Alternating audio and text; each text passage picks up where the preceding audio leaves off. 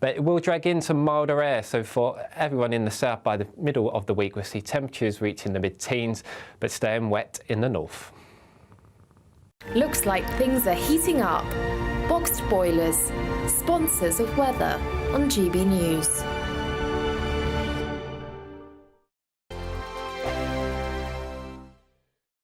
I'm Christopher Hope. And I'm Gloria Di Piero, bringing you PmQs live here on GB News. Every Wednesday we'll bring you live coverage of Prime Minister's questions when Rishi Sunak and Sir Keir Starmer go head-to-head in the House of Commons. We'll be asking our viewers and listeners to submit the questions that they would like to put to the Prime Minister, and we'll put that to our panel of top politicians in our Westminster studio. That's PmQs live here on GB News, Britain's election channel. I think the most exciting bit for me is talking to people. People who I think are ignored often by the major news channels. We're going to give news they want to hear. There's a voice there that needs to be heard. I think there's a chance here for a diversity of opinion to be expressed, which you don't find elsewhere. It's really exciting. We don't hold back. We're free to say how decisions that are taken here affect us all around the country. Only on GB News, the People's Channel, Britain's news channel. I'm Michelle Dewberry, and I'm not here to tell you what to think. I'd much rather hear what you have to say. So, send in your opinions to gbviews@gbnews.com. Keep them clean, and you never know, I might read them out. With my panel here on Jubes & Co, we debate, we get stuck into the issues of the day on a show where all views are welcome, especially yours. GB News, the People's Channel, Britain's news channel. 2024, a battleground year. The year the nation decides. As the parties gear up their campaigns for the next general election. Who will be left standing when the British people make one of the biggest decisions of their lives? Who will rise? And who will fall? Let's find out together. For every moment, the highs, the lows, the twists and turns. We'll be with you for every step of this journey. In 2024, GB News is Britain's election channel. Big news, big debates, big opinion. Patrick Christys Tonight is the week's biggest show. Every weekday, 9 to 11 p.m, we've got the inside track on the day's top stories. There'll be sharp takes you won't get anywhere else. We will set the news agenda, not just follow it, and I want to bring you along for the ride. Whatever it is, we'll have our finger on the pulse. It's news, but it's this close to entertainment. Patrick Christys Tonight, 9 to 11 p.m, only on GB News, the People's Channel, Britain's news channel.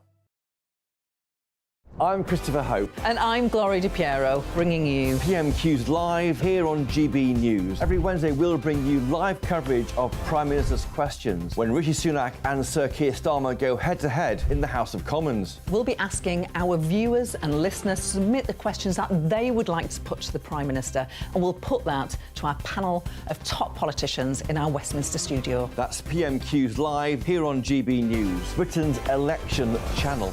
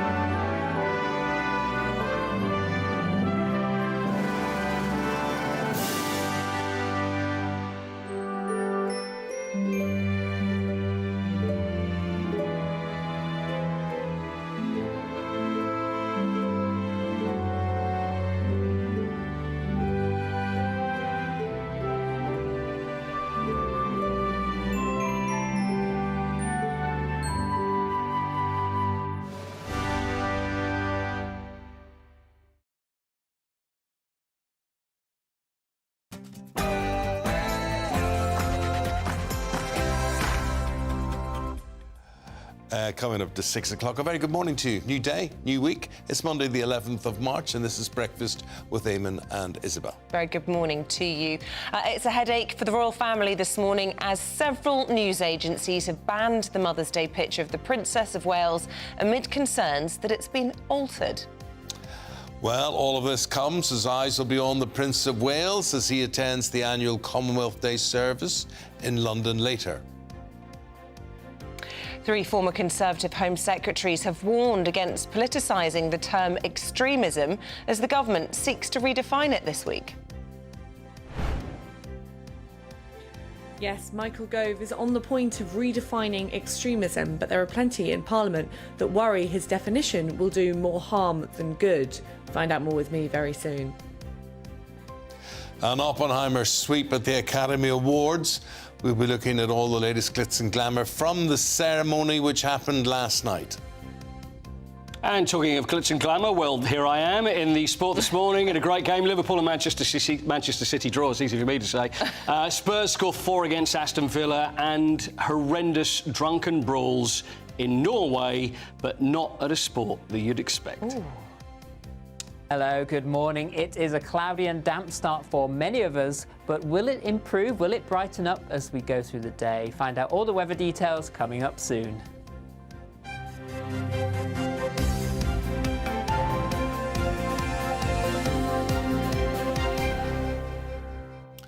Well, our top story this morning will get you talking. You're going to see what was deemed to be a fairly innocuous photograph of the Princess of Wales and her children, which was put out for Mother's Day, but it has erupted into a scandal. Yeah, you just couldn't make it up, could you? Kensington Palace is under serious scrutiny today as the picture seen here has now been removed from at least 4 major photo agencies over manipulation fears. Now, if you can spot the manipulations and what they mean, might be a prize in it for you, because I certainly can't see what the importance of all of this is. But the image, they do show the image may well have been photoshopped. Well, it was released yesterday morning, of course, to try and stem all the speculation about the condition of the Princess of Wales since her abdominal surgery in January. But all it has done has sparked a new form of speculation. Right, I want to see now how breathless the royal biographer Hugo Vickers is over this. Hugo, I'm not joking. I've looked at this and I've thought, what are they talking about here? But what am I missing, and how taken aback, if at all, are you by this? Well, can I start by saying that you may remember that last week I asked on this very programme that we should have a nice photograph of the Princess of Wales with her children in the garden. And they must have already got that underway. And what a very nice idea it was to release it on Mother's Day, some 3 weeks before Easter, which was when we were told we'd get our next sort of official update about it.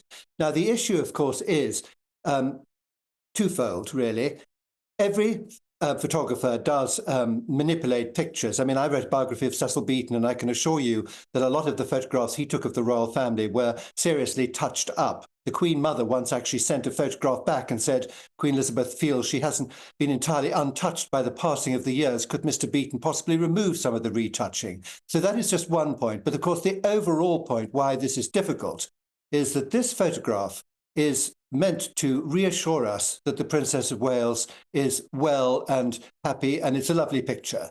If it has been manipulated, then it does ask the question, you know, what else, when was it taken? People have said, oh, you know, the trees are too in bloom. It's an old photograph. Have they sort of cooked it all up? And in which case, that's really quite serious and not attractive at all. Do you think heads could roll over this? I mean, if I was the Princess of Wales, a horrible week for her last week. Not only was her uncle, you know, embarrassing her, going into Big Brother, we had all of that drama, lots of speculation about her own condition, paparazzi photograph. Here we are, releasing this picture, hoping to quash everything. And now, I don't know about you, but social media has gone absolutely crazy. People messaging me going, are they splitting up? Where's her wedding ring? Was she even in that photograph? And it's just created a whole new hornet's nest for her. Well, hopefully not. Hopefully she's just recovering quietly at home. But I do take the point. But can I just make another point which you may not like, is that we're all very happy, apparently, to think this one is somehow tricking us. But what about that photograph of Prince Andrew with Virginia Roberts? Nobody seems to consider that that also might have been manipulated. I mean, I know people who've gone through that photograph with a tooth comb, and so the hand is in the wrong position, etc., etc. But I mean, I just think that it's a pity because we've lost confidence in the picture. That's the overall thing. That's the real point about that photograph. It was, as you say, meant to reassure us. And unfortunately, because of, I don't know, social media, because of people looking at Princess Charlotte's sleeve, there have been doubts raised, and we're now all worried about it. But I mean, a lot of this is over my head until I start looking more deeply. And then there is a basic thing, Isabel, which you were very, very aware of. I wouldn't even have noticed this, but the Princess of Wales is not wearing a wedding ring in this picture, and that is a pretty shocking. Well, yeah, I mean, obvious. the Prince of Wales pulled out at short notice from a service last week in memory of his godfather. People are now asking, are there problems with the marriage? I mean, if this was an oversight, that is absolutely, as far as I'm concerned, a sackable offence. But is there something else to be concerned about? And that's the problem, I think, in all of this, isn't it, Hugo? That it's prompted more worry and concern about the, I wanted to call them the Waleses there, than it's actually helped to solve. Well, I hope not. I don't think it's necessary for somebody to wear a ring when they're in their own garden. I mean, I'm sure she will be wearing her wedding ring next time she comes out in public, and probably the engagement ring as well. I mean, there could be many reasons why she wasn't wearing a ring. You know, hand could be slightly... Whatever. But I agree, it's the optics, isn't it? That's the problem. The optics and the world in which we now live in, where everybody is very hostile and wants to pick faults with everything. And on this occasion, they've found things that they can pounce on. And so it's been counterproductive, because the photograph, which, as I say, was meant to reassure us, has done completely the opposite. But I don't think there's anything wrong with that marriage. And we don't know why Prince William didn't go to King Constantine's service, but the chances are that something happened at home that he needed to deal with and stayed with his wife. Simple as that. So out of 10, how concerned are you about what you're seeing here, 10 being the worst score? No, 2 maybe. I think it's a sort of.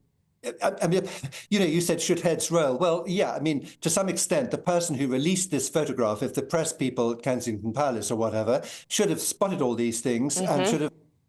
You know, worked out that we live in a very world where people scrutinise things very, very closely, and therefore they have obviously failed, because they've the possibility for speculation and undermining, which is a great shame. Because when I saw the picture, I thought, this is exactly what I was hoping would happen. A lovely picture of the princess with her smiling children. Now, sometimes when you take a picture of 3 children with the mother, as I say, having written a biography of Cecil Beaton, I know perfectly well sometimes you have to replace one face so that you get them all smiling at the same time. Lots of photographers do that. Patrick Litchfield told me once that he photographed Joan Collins and handed his digital camera to his assistant and said, take her down 3 points. So... You know, that's what they do. But just to be clear, because, of course, you've dealt with the news agencies a lot in your capacity over the years. I mean, this is standard procedure. If they think that an image that they're pushing out to their customers, paying customers, if they think that that picture's been manipulated, they will use this term, kill it, and they will not be providing it to their users because they can't, you know, verify its origin. Is that correct? It's fairly standard procedure for these very highly respected news agencies. Well, I don't understand that at all, actually. I've never had to deal with anyone apart from camera press, and I've never heard of this sort of thing before. But, I mean, the photograph is out there, whether it comes from one agency or another. So I don't know. It could be that they are stirring up trouble as well, to be honest. I don't really know. I can't answer. Yeah, well... Hugo, thanks very much indeed for your take and your perspective. What we will do as the programme goes on... Thanks, Hugo. Thank you. What we will do as the programme goes on is highlight the 4 mistakes or so that there are in the photograph. Do you see them as mistakes? Do you see them as enhancements? There they are. I'm not really sure what we're supposed to be looking at there. What are we looking at, Isabel? That's Princess Charlotte's sleeve on the top right of the screen. If you're listening on the radio, what you can see is half of her sleeve has started to blend with her skirt, which suggests that there's been some sort of altering. I mean, we see this a lot with people like the Kardashians who take an inch off their waist. It's very close, I should point out, to the Princess of Wales's hand, which, of course, has been the subject of more speculation as well. Louis's fingers are a little bit muddled, but actually, he's crossing his fingers there, bless him. But, you know, there's lots of pictures that the Walesers have put out not that long ago. I can't think what was the recent occurrence there. What's wrong with this? What's wrong with that? I don't think there's anything wrong with that, personally, with this finger being crossed. It's just people are noticing little idiosyncrasies in the picture. No, as far as I'm aware, it's just the sleeve on Charlotte that there seems to be a problem, but the rumour mill is also focusing on the absence of a wedding ring and an engagement ring. And what's wrong with his jumper there? What's that shot? Can't see anything wrong with that either. Well, I think this is all blown up out of proportion, personally, but your views are very welcome this morning. What do you think of all of this? gbviews@gbnews.com. Get us talking on that, because believe me, you're going to be hearing about it all day. On to politics now, and it was a weekend marked by more pro-Palestinian protests across the capital, which raised some concerns, again, over rising extremism. Today, 3 former Conservative Home Secretaries, Amber Rudd, Sajid Javid and Priti Patel, are calling for a united political consensus to tackle what they're saying is real threats from Islamist extremists. Right, so this comes as Community Secretary Michael Gove prepares to announce a new government definition of extremism. Well, let's get some reaction from our political correspondent Olivia Utley to all of this. Just bring us up to speed. Why does Michael Gove feel the need to change the definition of extremism, and why are so many people... I mean, we're talking about these former Home Secretaries. We also had the former Defence Secretary, Michael Portillo, on Camilla Tominey's show, also saying he was concerned about this. So why are so many people worried about it from within his own party? Well, essentially, there's a lot of concern because Michael Gove is talking about redefining extremism so that instead of focusing on action, it focuses on political ideology, and specifically political ideology that, as he puts it, undermines Britain's liberal democracy. Now, there are plenty of people, both on the left and the right in the House of Commons, who worry that that definition is just too loose. What exactly is Britain's liberal democracy? What are sort of British values? That term is quite nebulous. There are gender-critical feminists, for example, who worry that their belief that sex is innate, that sex should be protected, that women's spaces should be protected, etc., might be extremist to some and might be said to undermine Britain's liberal values. There are Catholics, for example, who don't believe in abortion, who believe that life is sacred from the moment of conception. Could they fall under this very new, broad version of extremism?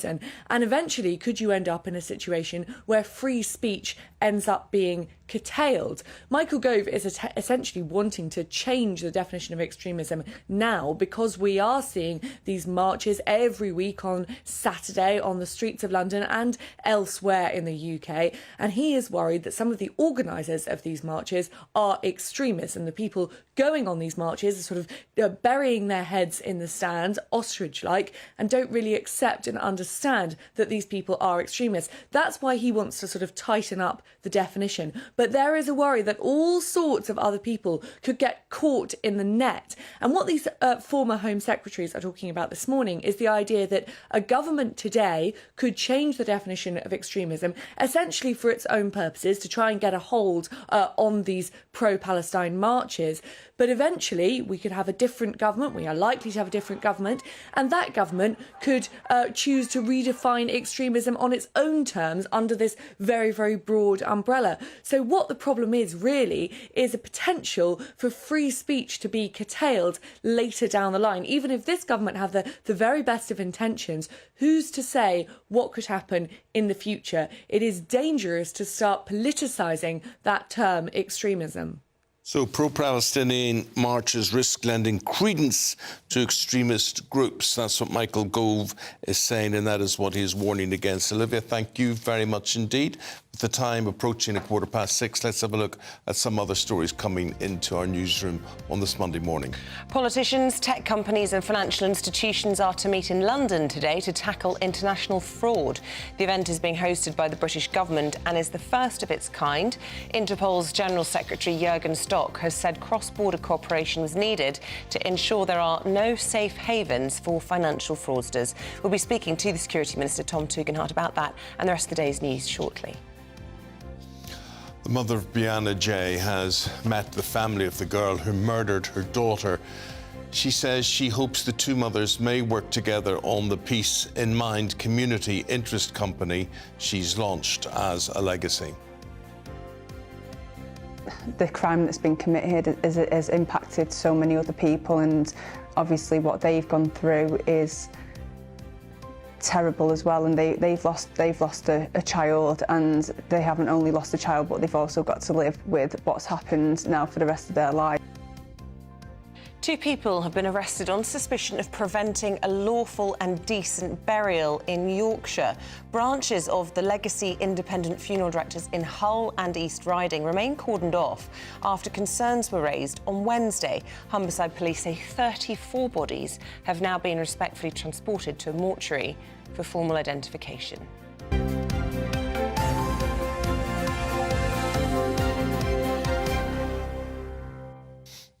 Well, you may not be aware, but it was Oscars last night, and the winner was Oppenheimer. It swooped up 7 Academy Awards overnight, including Best Picture and Best Director for Christopher Nolan. Yeah, and the lead actor, Cillian Murphy, became the first Irish-born man to win Best Actor with his first Oscar. And the Oscar goes to Cillian Murphy.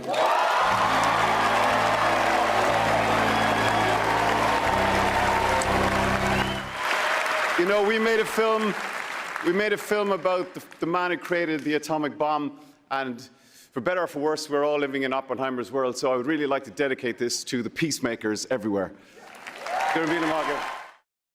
Yeah, but it didn't go so well for the other big hit of last year, Barbie, and it's been pretty much the story of the awards season, hasn't it? Big snub for them. Although it was the highest-grossing film, they just took home 1 award for Best Original Song. Do you want to sing it? No.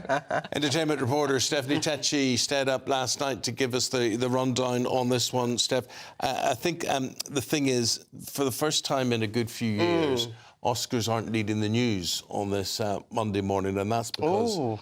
Well, normally we would lead with Oscars, but this was the 4th story until I made it the 3rd story today. But basically, it's because it's become so predictable with Oppenheimer. It has, actually. You know, they've just followed the suit of the BAFTAs, who awarded Oppenheimer with 7 awards. So we knew it was going to be predictable. I knew that they were going to do good. That was followed by Poor Things with Emma Stone. Unfortunately for her, her dress came undone when she was going on stage, which was a bit in a bad way. In a bad way. Oh, no, so she won leading actress and her zip came undone.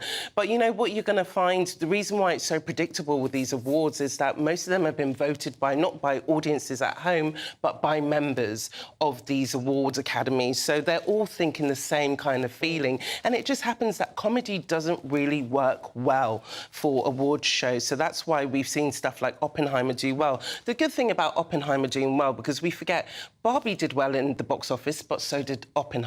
So in the sense, these members are actually listening to what audiences have wanted at home. Well, you know, I wasn't overly fussed on the film, but Best Supporting Actor Robert Downey Jr., I think, well deserved, because I thought this man was completely unrecognisable in his role. He was fantastic in this role, and he definitely deserved this award. And I think Robert Downey Jr., he's gone through a lot of highs and a lot of lows in Hollywood in his career. And in his speech last night, he said, I needed this role. It was a kind of touch-and-go night for him, because Jimmy Kimmel, who was the host of the Oscars, you would think he was a safe pair of hands, but he was actually making fun of Robert Downey Jr.'s drug addiction in the past, which didn't go down well. Robert wasn't pleased with that, but I think this award, again, was well-deserved, and it's good to see him highlighted in the way he was. Was there another controversial moment when the winner, Oppenheimer, was read out before the actual nominees? I don't know what happened to I don't know what happened to Al Pacino in that moment, but he just seemed like he was quite eager to go in and just say, OK, the best picture is, and he didn't even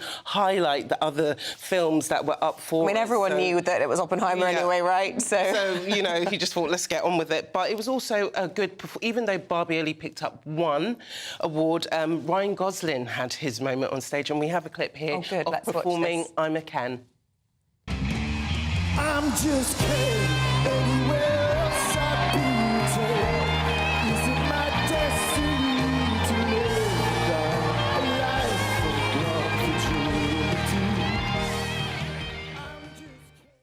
love Ryan Gosling. Yeah, he really is same talented. here. And I like that he wore pink Of as well, course. to give a nod to Barbie, Yeah. because Margot Robbie, she didn't wear pink. She's been wearing pink all season, but yesterday she wore black. And I think that was a sign for her to say she's ready to ditch Barbie and ready, hopefully, to get a new role. But another good moment on the Oscars last night was John Cena, who presented award naked. I think we've got a picture of that. OK.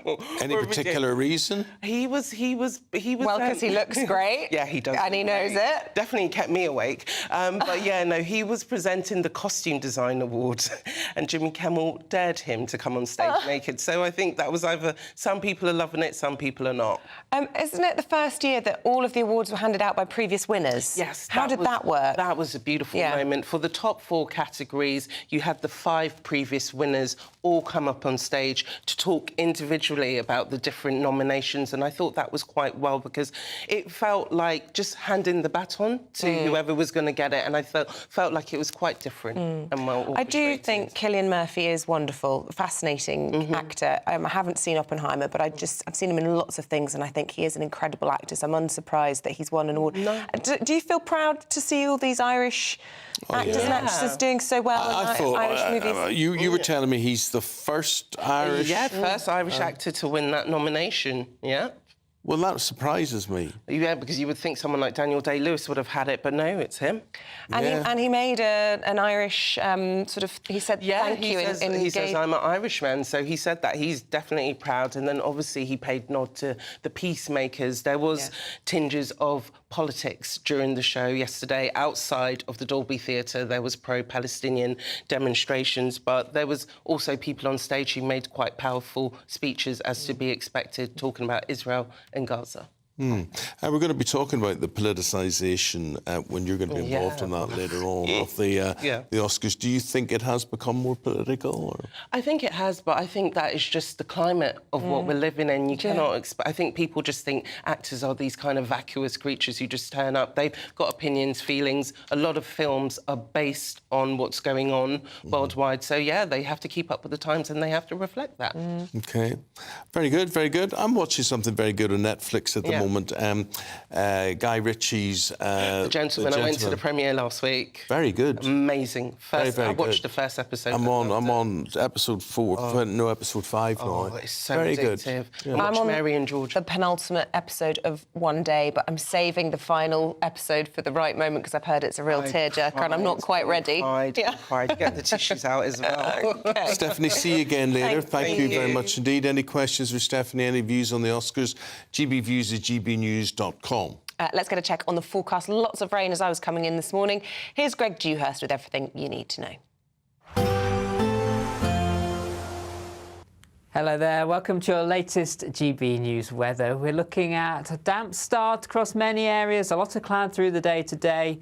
Still rather chilly, particularly along some eastern coasts. And we can see across the board lots of cloud this morning, outbreaks of light rain and drizzle in places. Little change as we go through the day today. We could see a few brighter spells developing across some western fringes. The cloud does lift and break a little to allow some brightness through, but across northwestern parts of the UK, Northern Ireland, western Scotland, it remains damp here, outbreaks of rain. Temperatures largely in single figures across the north and the east, highs again around 12 or 13 towards the southwest in any brighter spells. 1 or 2 showers possible here too. Then through this evening and overnight, there remains a lot of cloud, and then all eyes on the Atlantic as weather systems start to move in. We see outbreaks of rain spreading into Northern Ireland, later on into Wales and southwest England. Some clear spells developing across the north and the east, and here temperatures dipping away, but further west rising as the rain moves in. So Tuesday, a bit of a west-east split. Areas of rain across western areas, slowly pushing north and eastwards through the day. Some of this could be heavy at times. So another cloudy day to come for many. The winds start picking up behind this weather system, but coming in from the southwest. So that allows temperatures to rise. Best of the dry, brighter weather holding on across northern parts of Scotland. Temperatures starting to rise, 13 or 14 in the south. Wonderful. Spring is in the air, and so is your chance to win a garden gadget package, a shopping spree, and an incredible £12,345 in tax-free cash. And here's how you can make those prizes yours. We've got cash, treats and a spring shopping spree to be won in a great British giveaway. You could win an amazing £12,345 in tax-free cash. Plus, there's a further £500 of shopping vouchers to spend at your favourite store. We'll also give you a gadget package to use in your garden this spring. That includes a games console, a pizza oven and a portable smart speaker, so you can listen to GB News on the go. For another chance to win the vouchers, the treats and £12,345 in tax-free cash, text GBWIN to 84902. Text costs £2 plus one standard network rate message. Or post your name and number to GB03 PO Box 8690 Derby DE1 9TT. UK only. Entrance must be 18 or over. Lines close at 5 p.m. on Friday the 29th of March. Full terms and privacy notice at gbnews.com/win. Please check the closing time if watching or listening on demand. Good luck. Wouldn't that be a nice way to start your spring with a little bit of a boost? And you know how to get involved. Make sure you've got to be in it to win it, as they say. Indeed. Paul Coit, he's talking about who won what over the weekend. And we're back with him right after this. I'm Michelle Dewberry, and I'm not here to tell you what to think. I'd much rather hear what you have to say. So, send in your opinions to gbviews@gbnews.com. Keep them clean, and you never know, I might read them out. With my panel here on Jubes & Co, we debate, we get stuck into the issues of the day on a show where all views are welcome, especially yours. GB News, the People's Channel, Britain's news channel. 2024, a battleground year. The year the nation decides. As the parties gear up their campaigns for the next general election. Who will be left standing when the British people make one of the biggest decisions of their lives? Who will rise? And who will fall? Let's find out together. For every moment, the highs, the lows, the twists and turns. We'll be with you for every step of this journey. In 2024, GB News is Britain's election channel. Big news, big debates, big opinion. Patrick Christys Tonight is the week's biggest show. Every weekday, 9 to 11 p.m, we've got the inside track on the day's top stories. There'll be sharp takes you won't get anywhere else. We will set the news agenda, not just follow it, and I want to bring you along for the ride. Whatever it is, we'll have our finger on the pulse. It's news, but it's this close to entertainment. Patrick Christys Tonight, 9 to 11 p.m, only on GB News, the People's Channel, Britain's news channel. GB News is the home of free speech. We were created to champion it, and we deliver it day in, day out. Free speech allows us all to explore and debate openly the issues most important to us, our families, and of course, the British people. Having challenging conversations to enlighten each other. Which is why we hear all sides of the argument. We are the People's Channel. We will always stand by the freedom to express yourself. On TV, radio and online. This is GB News, Britain's news channel.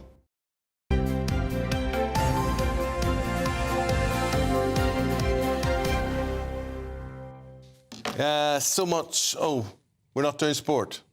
Oh, well, see, that's what you get for saying you're doing sport. And then you go to break and then you don't Suddenly talk about what you're doing. But we are talking about electricity pylons, which I think are very important to talk about because I wouldn't want one in my back garden. Yeah. Have you ever stood very close to one? Yeah, and you can tingle just on end. feel that, yeah, you can feel See all your hairs on your body. Yeah, they'll be standing, all my hairy legs and everything. Everything. Oh, yeah. Hairy neck, everything goes, lovely. stands on end. Yeah. So quite understandably then, communities across Britain are really pushing back against National Grid's plans to build hundreds of miles of new electricity lines in our British countryside as we prepare for net zero. Well, that's not why we're doing it. We're doing it because it's cheap.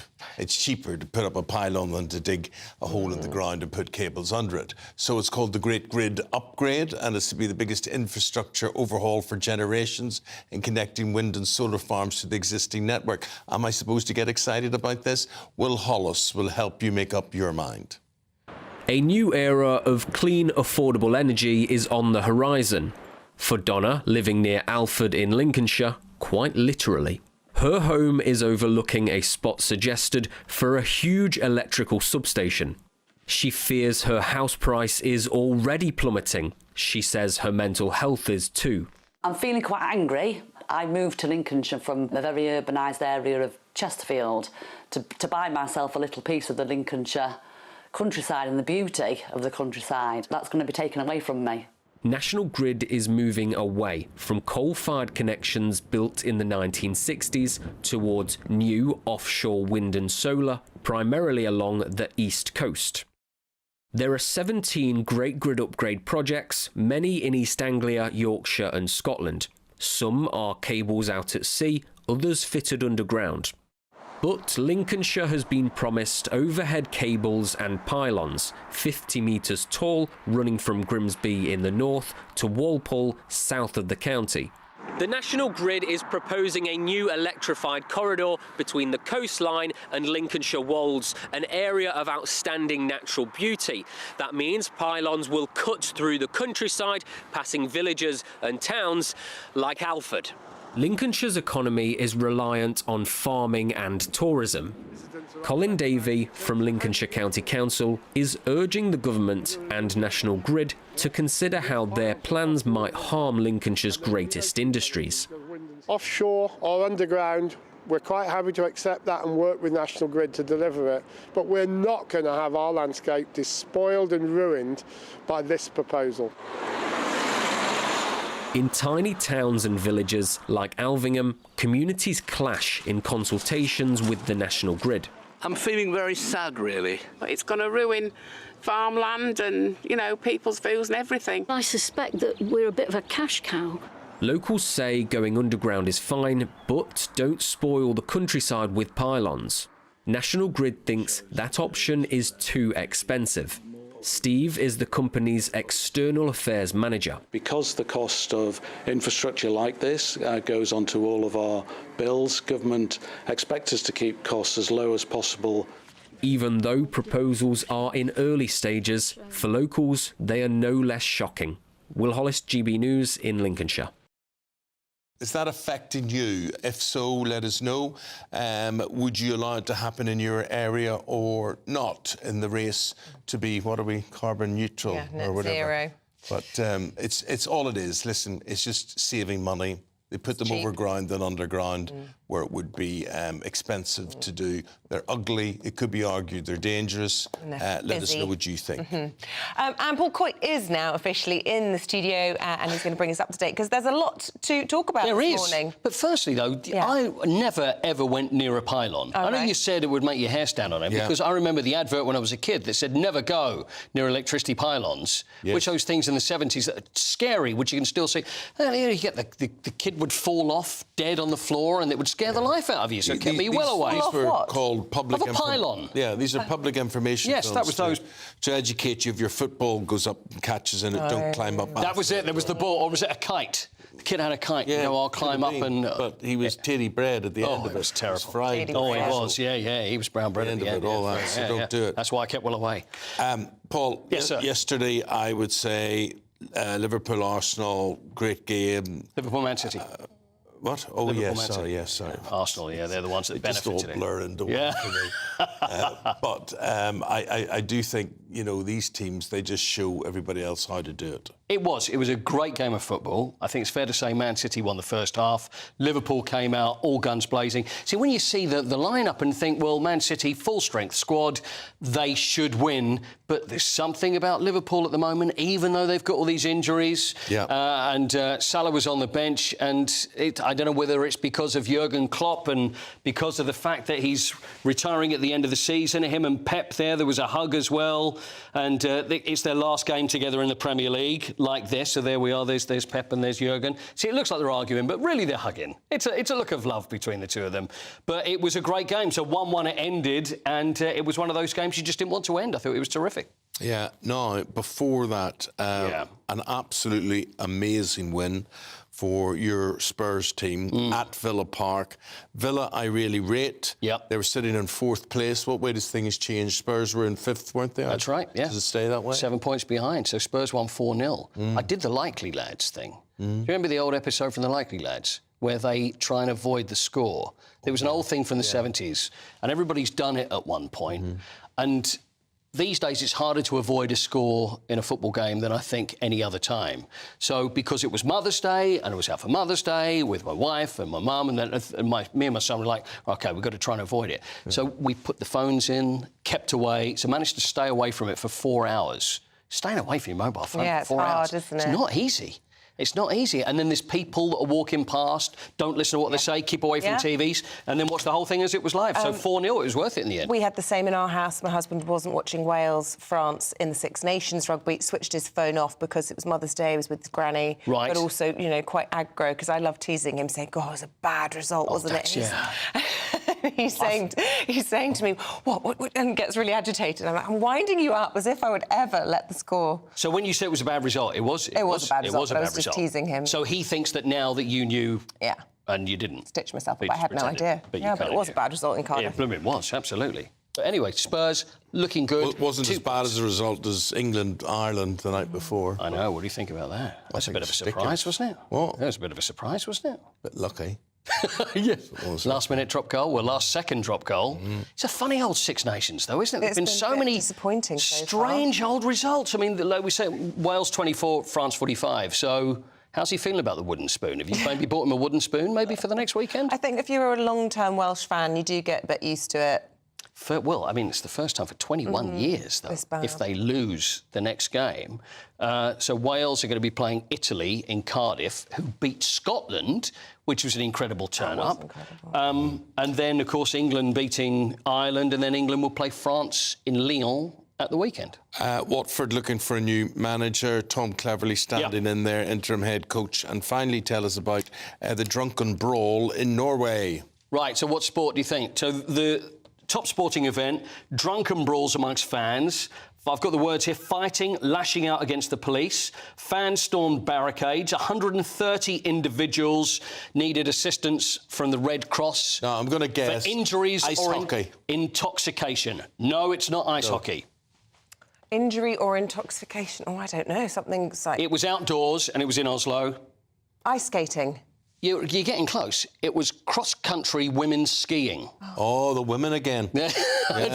It was all the youngsters. See, this is the race, but quite frankly, it was what was going on around the race, which was even more exciting. Frida Karlsson from Sweden won the race, 50 kilometres, but they were saying they could smell the alcohol as they're coming back down to the finish line. Moa Lundgren, who's one of the skiers, she used a Swedish phrase for a drunken brawl, which is, it was a naval battle. It was a naval battle. You have to do whatever it takes to keep warm. And this leads me on just really briefly. I was just reading the paper about the NFL fans in Missouri. They went to this wild card match and the temperature got to a wind chill of -33. Good luck. And a number of the crowd had to have fingers amputated because they got frostbite. Really? Yeah. How dedicated were those fans? God, crazy. Standing outside. Were they with knotting gloves? Well, maybe they were, but -33. Goodness me. That's commitment to your team, that is. Don't know what I prefer. It'll be quite frosty. Fingers on the fight. Yes, thank you. It'll be quite... It'll be quite frosty on the newspaper front. Next, with Dawn Neeson and Christopher Biggins. Don't go away.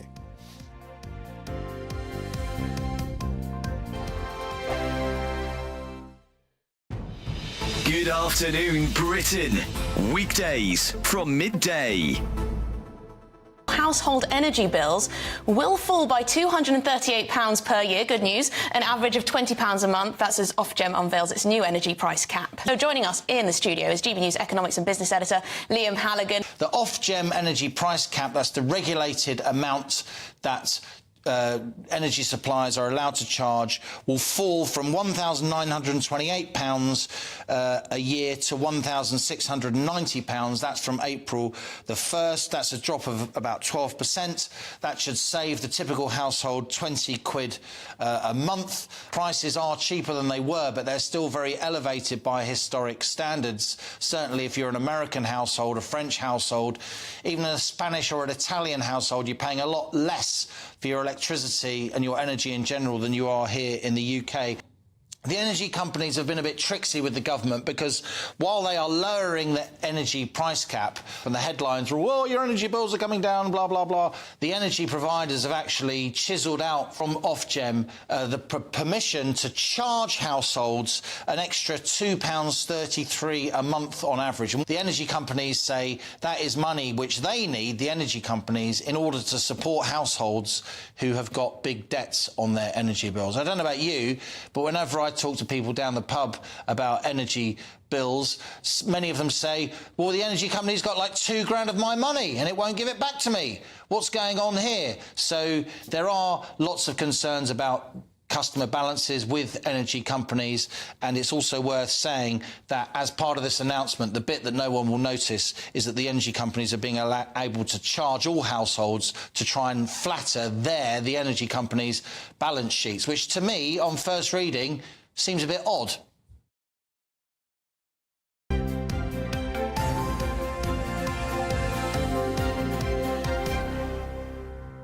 Now, we want you to be absolutely sure of who you're watching here, despite there may be photoshopping going on your screen. But we've got Dawn Neeson and Christopher Biggins going through the papers.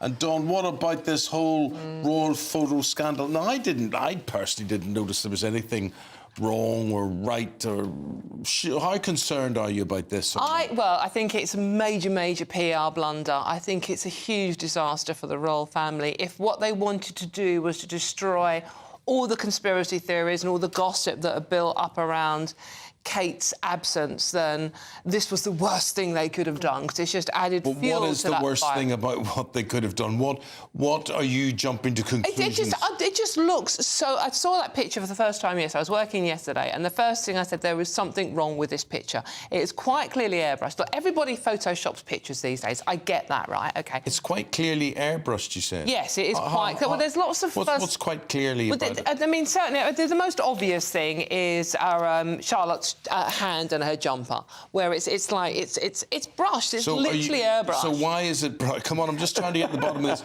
Is it round Charlotte's waist to show that it wasn't round Charlotte's waist, and to show? I don't know the reasoning behind why they've done it, but everybody does. They've got into trouble with this in the past where they airbrushed a picture. People do it to make a picture look clean, OK? But the fact that all the major picture agencies then put out a kill notice on it was the one thing that made me think, right, OK, so my immediate suspicions, as a tabloid journalist, I used to look at pictures and put them in papers all the time. As a tabloid journalist, I thought, there is something profoundly wrong with this picture, and for the agencies to put then out that kill notice... Do you not look at Prince Andrew then and Virginia Giuffre or whatever, Virginia Roberts, and think, that must be airbrushed? I didn't think that was that. I didn't think that was I don't understand why you would think that isn't and that is. Well, because there are clear marks of photoshopping on this picture where it's airbrushed. Fuzzy images, bits where the pictures are bent where they shouldn't be bent. It's just not right. Also, and obviously she's not wearing a wedding ring. Isn't the tree, though, interesting? Because, that was an autumn picture, I think. I think it was taken in the autumn. Yeah, not now. I mean, listen, we could go on and on. Yeah. Making statements. But that doesn't make it autumn. That makes it spring. Yeah, but have you got any leaves on your trees yet like that? No, I haven't either. Have you got leaves on your trees? Well, you're exceptional, though, aren't you? You've got evergreen trees, maybe. But I think for someone who is trying to... I mean, they broke with their own word. They said you'd hear no updates from us. We're not doing a running commentary until after Easter. They bowed to pressure, and then they've raised more questions than they've answered. Exactly. It's just added fuel to the fire. So if I was Kate, I would be very miffed this morning. I really would. I would be as well. And the thing is, it's like, you want to prove a point with this. You want to say, A, she is recovering well.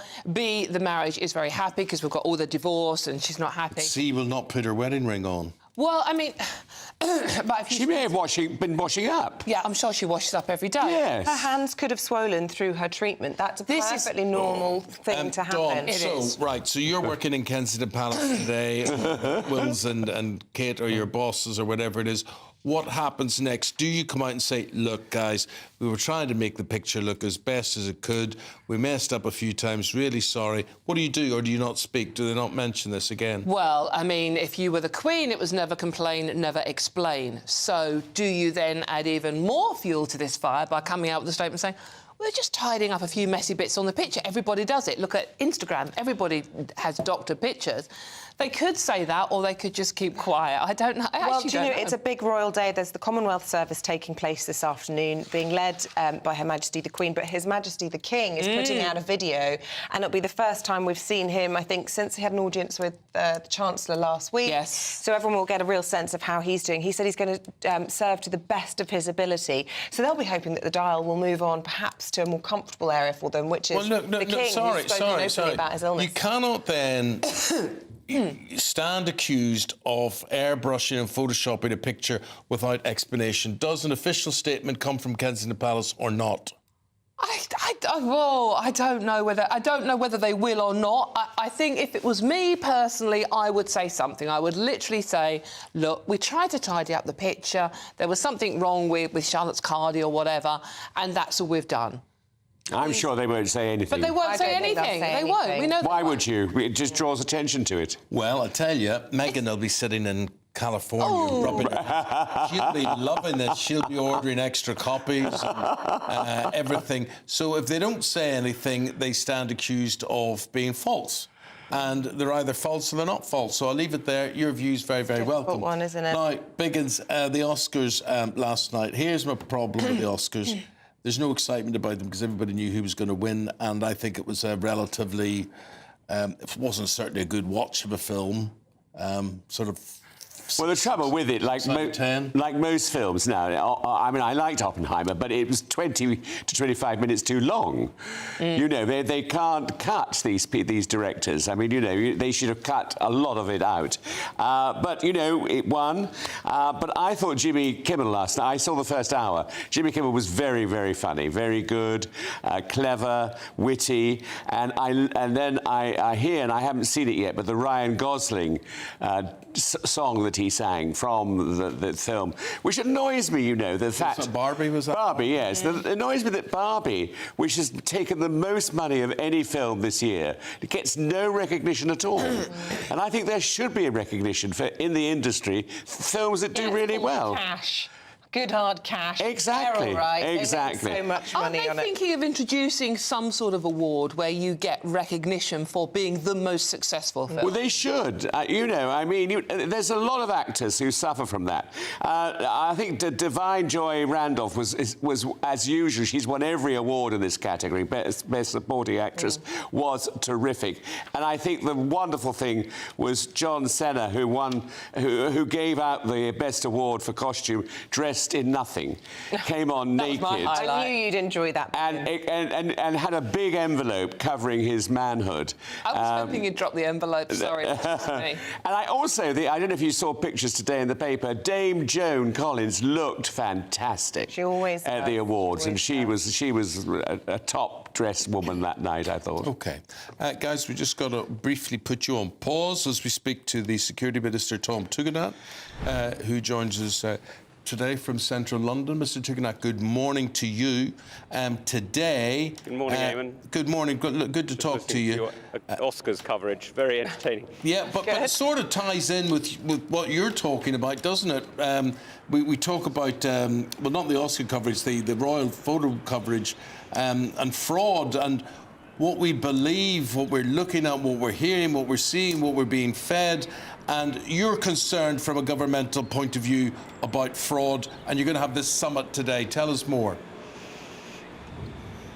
Right, so look, this government has been leading on fraud, and the reason we've been leading on fraud is because this is a crime that affects just thousands of people across our country. The human misery that comes with it, the loss of trust, the loss of dignity that some people feel when they're defrauded is incredibly powerful, and that's why we've been doing so much. Now already we're leading on bringing fraud down, so it's down 13% year on year, and we've already led globally with the online fraud charter, which is a huge moment where we've got tech companies, the largest tech companies and other companies, telecoms companies, to work together to protect the British people. And today, that's all about bringing that to partners, because about 70% of fraud originates overseas and it affects us here at home. So bringing partners together at this Global Fraud Summit is about making sure we're combating this together. It's interesting. I mean, Eamonn mentioned, we were discussing earlier, the royal photograph and all this sort of furore around that. And I know the government's often reticent to comment on the royal family, but, you know, it's important when we talk about the veracity of images. Just last week, we had Super Tuesday in the States. Lots of AI, doctored images of President Trump were circulating as well. I mean, it's important that these news agencies take a stand on the veracity of the origin of these pictures and their reliability, isn't it, from a news point of view, so that we can trust what we're seeing. And I just wonder if you would go so far as to say, you know, what would you advise Kensington Palace to do in the wake of this backlash? Well, look, you and I both know that I'm not going to comment on anything from Kensington Palace, and I just hope everybody had a good Mother's Day yesterday. Certainly that's what I was focused on, not photographs from Kensington Palace. But the truth about images and image distortion is something that has come up in other areas, and we've got to make sure that what we do in democracies, or indeed when fighting fraud, is we make sure that what we see we can trust. And that's why the Stop Think Fraud campaign that we've launched only a few weeks ago is so important, because if you see something you don't trust, if you're getting offers that are too good to be true, then they probably are too good to be true, and they're probably not true. And so what we've been looking at is focusing on keeping the British people safe from a crime that sadly leaves so many feeling vulnerable. Where are we particularly vulnerable? You know, are we talking about computers talking to computers? Are we talking about border security? What are we talking about? Well, look, at the end of the day, it's always down to people, right? So what we know is that we've got to work with security forces across this country, and the National Crime Agency do a fantastic job on this, as do the City of London Police, and of course our new unit, the National Fraud Squad, which has got about 400 officers, and the National Fraud Intelligence Unit, which we've just set up, really leading the fight here. But they've got to work with partners around the world, and that's why the Global Fraud Summit is so important, because about 70% of fraud originates overseas. And we've got to make sure we're working together to bring that level of fraud down. Now, that's hugely important. We've already achieved a drop of 13%, but we need to go further, and that's what we're working on today and tomorrow at the Global Fraud Summit with businesses and leaders from around the world. Well, listen, we wish you well with the summit, but I want to ask you about the work of your colleague Michael Gove. He's working hard on redefining the term extremism, and this seems to have prompted a bit of a backlash from within your own party, from three former Home Secretaries, no less, who are warning against the dangers of politicising it. And indeed, Michael Portillo yesterday on this very channel also saying that actually by meddling with these terms, you can often make the situation worse. Do you recognise those concerns, and do you think Michael Gove is right to redefine it? Well, look, I think it's absolutely right that you shouldn't politicise extremism. That's exactly what we're not doing. What we're doing is we're making sure that the British people are kept safe from the various forms of extremism that we sadly see in our country that are trying to radicalise young people, by and large young people, into doing things that are incredibly dangerous, not just for our whole society, but for them as individuals.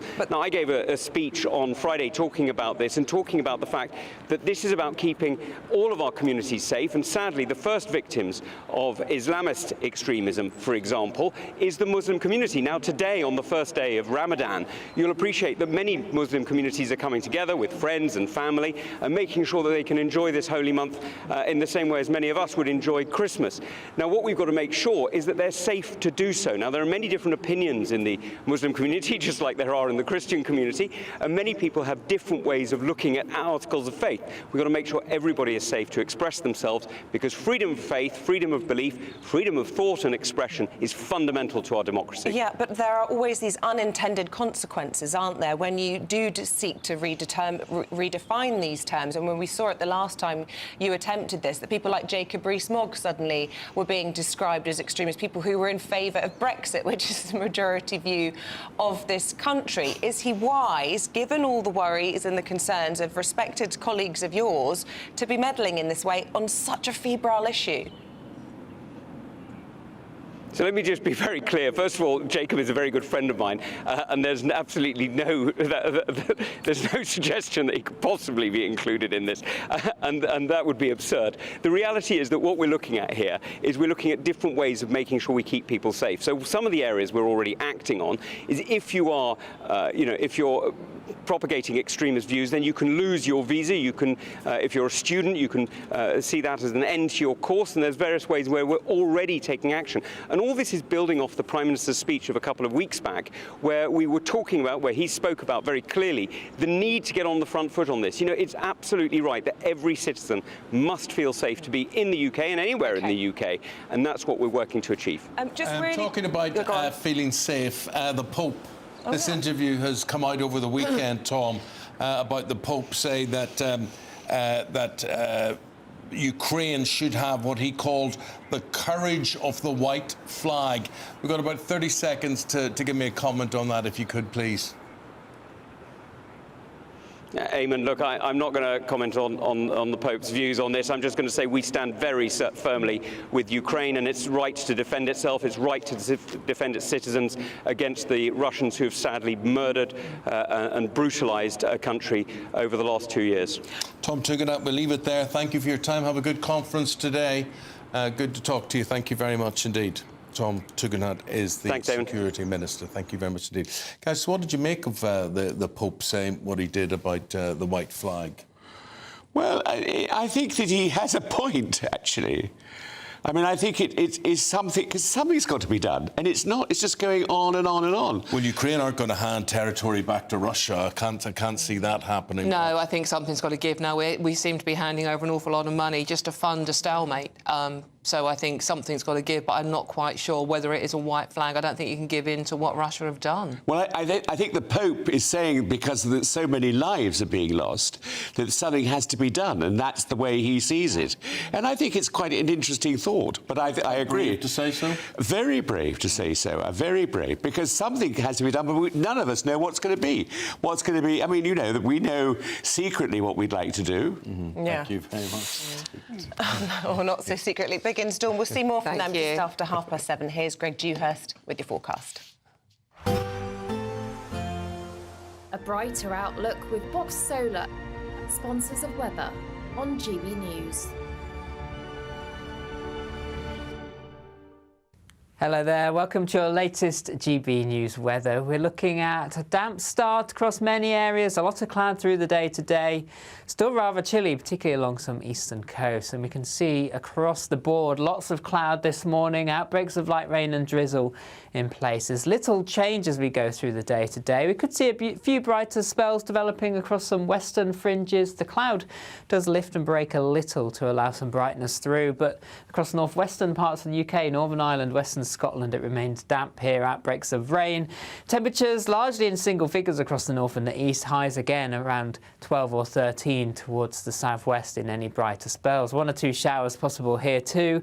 Then through this evening and overnight there remains a lot of cloud, and then all eyes on the Atlantic as weather systems start to move in. We see outbreaks of rain spreading into Northern Ireland, later on into Wales and southwest England. Some clear spells developing across the north and the east, and here temperatures dipping away but further west rising as the rain moves in. So Tuesday, a bit of a west-east split. Areas of rain across western areas, slowly pushing north and eastwards through the day. Some of this could be heavy at times. So another cloudy day to come for many. The winds start picking up behind this weather system, but coming in from the southwest. So that allows temperatures to rise. Best of the dry, brighter weather holding on across northern parts of Scotland. Temperatures starting to rise, 13 or 14 in the south. That warm feeling inside from Boxed Boilers, sponsors of weather on GB News.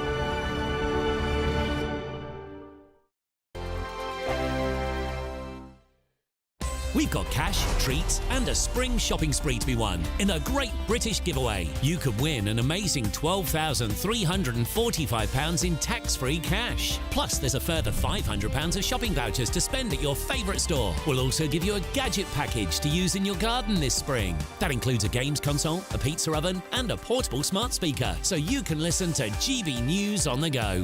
For another chance to win the vouchers, the treats and £12,345 in tax-free cash, Text GBWIN to 84902. Text costs £2 plus one standard network rate message. Or post your name and number to GB03 PO Box 8690 Derby DE1 9TT. UK only. Entrance must be 18 or over. Lines close at 5 p.m. on Friday the 29th of March. Full terms and privacy notice at gbnews.com/win. Please check the closing time if watching or listening on demand. Good luck. Good afternoon, Britain. Good afternoon, Britain. Join us, Tom and Emily, To find out what's happening in the heart of Westminster. and why it matters to you. Weekdays from midday, we bring you the most compelling stories from across the United Kingdom. And from your doorstep to our inbox. That's right, we want to hear from you. GB News, Britain's news channel. From 10 a.m. every Saturday, we want to make you think and we want to make you laugh. So we will give you all the top stories. Now we start with a story that has shocked the nation this week. But we're also going to make it light and fun and bring some entertainment in to make your Saturday morning nice and restful. Only on GB News, Britain's news channel.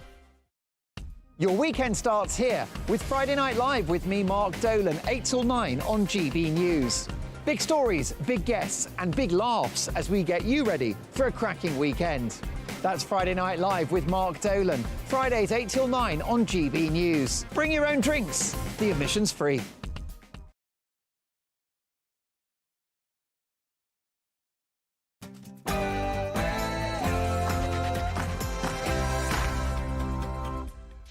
A very good morning to you. It is 7 o'clock on the dot on this Monday, the 11th of March. You're very welcome to breakfast with Eamonn and Isabel. Yeah, whatever you're doing, however you're listening or watching or speaking to your device, you say play GB News, that's us, we'll be there. Headache for the royal family as news agencies ban the Mother's Day picture of the Princess of Wales amid concerns it has been altered. The image that was meant to quash the conspiracy theories has only added fuel to the fire. As yet, no comments from Kensington Palace. We'll keep you updated here this morning. And with all eyes on the Prince of Wales as he attends the annual Commonwealth Day service in London later today, we'll be debating shortly whether the Commonwealth is even relevant. 3 former Conservative Home Secretaries have warned against politicising the term extremism as the government seeks to redefine it. Yes, the Community Secretary is on the verge of redefining extremism, but there are plenty in Parliament who worry that that will do more harm than good. Find out more with me very soon. An Oppenheimer sweep at the Academy Awards. We'll be looking at all the latest glitz and glamour from the ceremony overnight, but are they too political? We'll be debating that after 8. And in the sport this morning, in a great game, Liverpool and Manchester City draw at Anfield. Spurs score 4 against Aston Villa in the race for the top 4, but Arsenal are top. And Wales are looking at their first Six Nations wooden spoon for 21 years. Hello, good morning. It is a cloudy and damp start for many of us, but will it improve? Will it brighten up as we go through the day? Find out all the weather details coming up soon.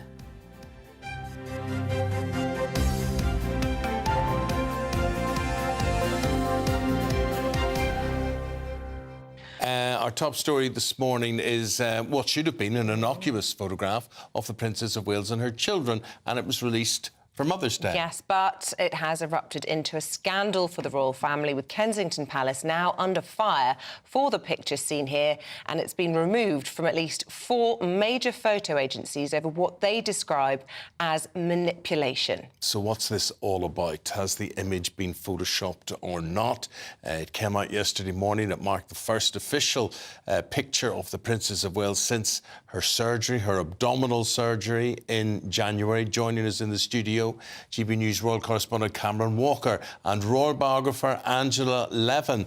Now, Angela, first of all, I looked at it. I couldn't really see what was wrong with it, but we've looked at it and we see certain things that I don't see how it enhances the photograph, but very strange that this has happened. Yes, it's extraordinary, isn't it? I had 2 feelings. One is there was a photograph captured of her with her mother in a car, and although newspapers didn't use it, you could see what she looked like. She looked quite puffy-faced, and I wondered how she could change from this puffy face to the slim one we'd known so well. After you've had a major operation and you're not well enough to do very much, I don't see that So is your fear that the photograph is not off the time and place? In other words, this photograph was taken some other time, maybe in the autumn, I don't know when. Yes, I also think it was strange when they said that Prince William did it, because he's not learnt how to be a photographer, and it's actually brilliantly taken with all the smiles and the laughter. She's the one who actually learnt how to do photography very well. So it is a mess. But I wondered whether the actual couple sent it to Kensington Palace and somebody thought, oh, here it is, and sent it. And it's a whole plot. Well, let's bring Cameron in at this point, because this, as Angela is demonstrating there, this has just posed a whole bunch of new questions which the Palace really didn't want and arguably didn't need, but they've messed up here, haven't they? Well, absolutely. I think there's no two ways about it. I mean, this was an image that was meant to quash all of these conspiracy theories which have been circulating online over the last couple of weeks, particularly since William pulled out of that memorial service for his godfather. And all it's done is added fuel to the fire. This doesn't happen often. In fact, I can't remember another time it has happened where international agencies have pulled the image over editorial fears. The Associated Press, for example, a big international agency, says the image appears to have been manipulated. Now, the Press Association, which is the agency here in the United Kingdom, has not killed the image. They are very close to the palace, but they do say they're seeking urgent clarification from Kensington Palace. No, and William's at the centre of this. Will they get that urgent clarification? Well, as yet, we've received nothing from Kensington Palace. They've remained very silent since last night. But William is at the centre of this. As Angela says, he's the one who's meant to have taken this photograph. Right, OK. Do you think Kensington Palace will come out and say, look, guys, a little bit of mistake here. We meant to do well, but actually we messed up here a bit, or not? I think they will. I don't think they can be quiet for long. I mean, they're obviously going to have discussions, maybe till tomorrow, but they've got to say something. And they can make an apology and say they thought it came from the couple and they sent it out without questioning it. I think that would be their excuse. Unless the couple did that, I don't believe they would do that, because they're very intelligent and they know that anybody would look at that who had any interest in photography and would say that's OK. I mean, it's not quite OK. I'm not sure, Isabel, what advantage they get through the little changes. Well, we'll put up 4 changes let's look here. at what the problems are. I mean, it's this dodgy sleeve that seems to have got most of the criticism. But I wanted to say to Cameron, this won't be the first time that the royal family will have touched up a picture to make the royals look better. But I still don't see why a dodgy sleeve throws everything into disarray. I think it's a dodgy tree. And, well, also, you can't see it in this image, but Kate's zip is very off-centre. But the most obvious one is Charlotte's sleeve. But it doesn't really matter what the individual issues are. I mean, all through the ages. I mean, right back to Tudor times when they were, you know, painting bits of the monarch which didn't exist, and, you know, they've touched up photos through the ages. So it's not the first time a photo's been manipulated for the public. I'm just looking at their annual Christmas card, and Prince Louis was missing a finger. Do you remember? Yes. There was a big discussion about that. But the reason it matters this time is because this image was put out specifically to allay concerns about whether or not the Princess of Wales was OK. And now people, conspiracy theorists, are suggesting, well, have the kids been photoshopped into the image? Was this really Kate? Where's her wedding ring as well? Absolutely. Sparked all of this. So, you know, it's not the idea of photoshopping in and of itself so much as in relation to this particular picture. No, there could be a perfectly innocent explanation. So they took 10 photos and they needed one photo of the kids all looking at the camera at the same time, and they morphed it all into one very clumsily. But because, as you say, Isabel, they knew this image would be so scrutinised because it's the first official one we've seen since her abdominal surgery, and all the conspiracy theorists, you know, it's just adding fuel to this fire. Would you buy that? Would you buy that as an explanation? They took all four images or so and they made one. I don't think they did it. I just think that it was all organised before it was sent to the palace. I think somebody got hold of it, someone who wants to bring down the monarchy would do that for them. If you keep on nagging and finding fault, you know, the percentage of people who actually believe in the royal family will drop. I think it's all a setup. I might be wrong. But who? Gosh, my mind's I'm scratching my head. I wonder, has it come from Los Angeles? Stop. No. But how's she going to like it? How's Meghan going to like all this? Well, I think Meghan is very jealous of Princess Catherine, and so if she's going to see that they're being attacked or criticised, I don't think she'll be very upset. I think, Cameron, it's fair to say a lot of people will be sorry for Princess Catherine that in a week when she was papped last week against her wishes, when she's, perfectly entitled to privacy to recover from serious abdominal surgery, the week that her uncle has decided to muscle in on her fame just as she's trying to convalesce, and now people questioning if her marriage is intact or not. Very difficult time for her. Yeah, it's an incredibly difficult time for the Princess of Wales. She really values her privacy, as does Prince William. She knew that she perhaps had to put something out to reassure the public, and that reassurance has not come this morning, unfortunately, because of all these edits. And whether or not it was Prince William who edited the photo and just sent it to Kensington Palace and nobody checked it before it was then published, that could possibly happen. But because of all these questions, it's completely overshadowed the Commonwealth Day service. So other members of the royal family, including the King, are not going to be particularly happy about this. It's a real problem, I think, for Catherine and William. And I don't know what they're going to be doing next, or what Kensington Palace is going to be doing next. Just speaking of the Commonwealth service today, this was obviously famously the last time they were at close quarters, the Sussexes and the Waleses. You remember that frosty moment when they were sort of glancing at each other inside the church. Talk to us about what this service is all about and what we can expect to hear from the King, who, of course, can't be there in person. He can't. The King has pledged to continue to serve the Commonwealth to the best of his ability. That is, or best of my ability, is the quote. Of course, he has received a cancer diagnosis. He's not undertaking any public engagements at the moment, so he will not be at the Commonwealth service at Westminster Abbey later. Neither will Kate. Quite obviously, she is still recovering from abdominal surgery. It is a yearly, very important service in the royal calendar. Prince William and the Queen are going to be leading it. But we are also expecting protests at midday, from midday as well, because there are obviously people who dislike the monarchy and think that we should be a republic here in this country. But it's all been overshadowed, and all the work for Commonwealth has been overshadowed by this image, and that's not going to go away today. The big error, the big missing, glaring thing missing in the image is Catherine's wedding ring. And I find that of all the things, men don't notice these sort of things, but women know them straight away. This is Isabel said to me straight away this morning, "Where's her wedding ring?" I wouldn't have known, but now I look and I think no woman I know would be seen without her wedding ring. I can't really understand the circumstances. Well, the excuse that was given is that she lost a lot of weight after she had the operation, and therefore her fingers were skinnier. And the rings were falling off and they'd gone away to be perfectly plausible, but surely just don't have your hand in the photograph in an image that's designed No, well, that's to why stop I think this whole wagging. photograph has been made up.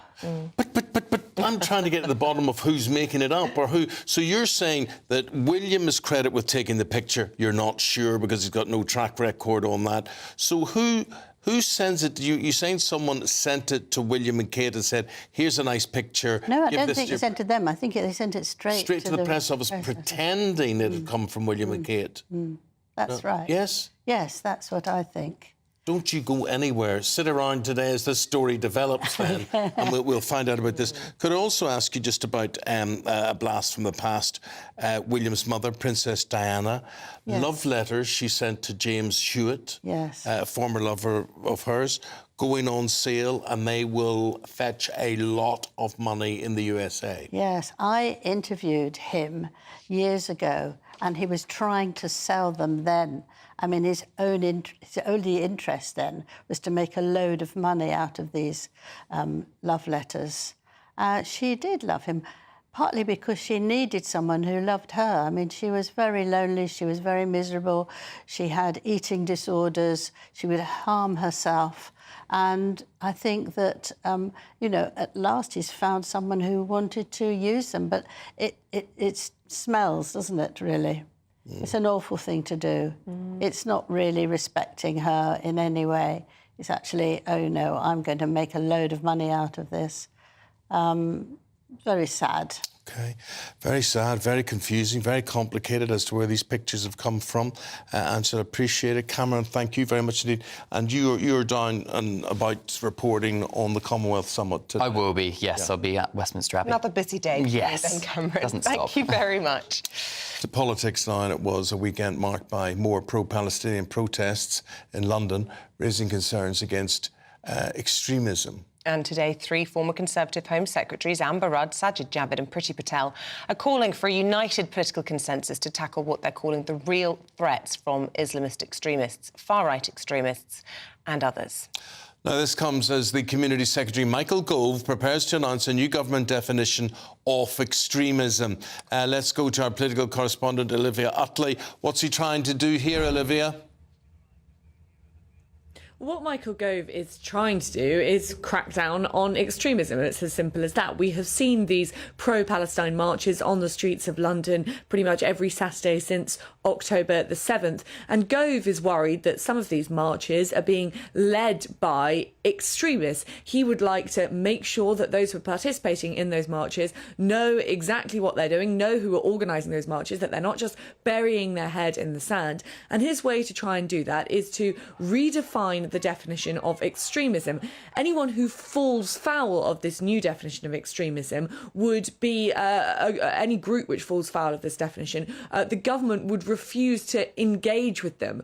But the problem for those in the Conservative Party and beyond is that the new definition of extremism, as we think it will be, is very loose indeed. It's anyone who undermines the British system of liberal democracy. Well, what exactly does that mean? Obviously, one person's extremist view is another person's reasoned argument. Would, for example, gender-critical feminists fall under this new umbrella term of extremism?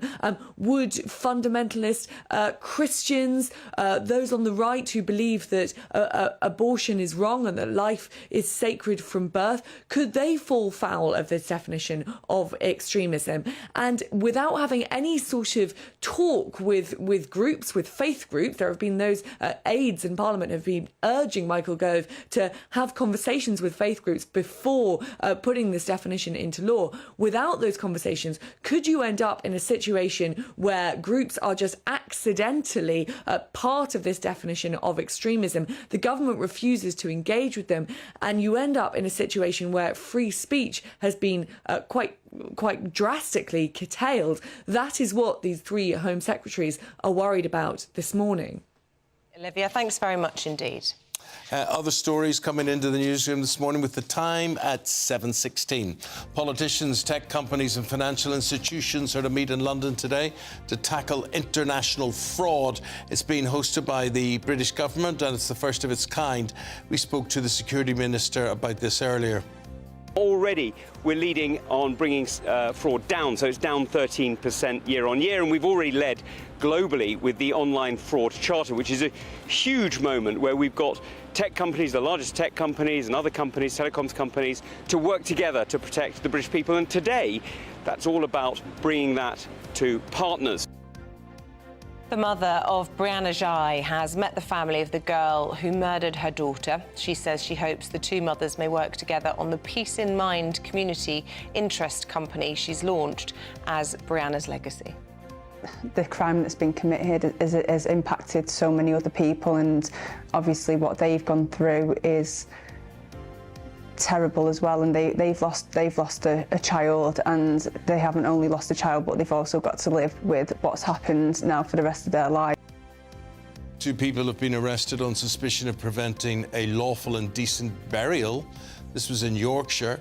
Branches of legacy independent funeral directors in Hull and East Riding remain cordoned off. It's after concerns were raised on Wednesday. Humberside police say 34 bodies have been, I quote, respectfully transported to a mortuary for formal identification. We'll bring you more on this as we get it.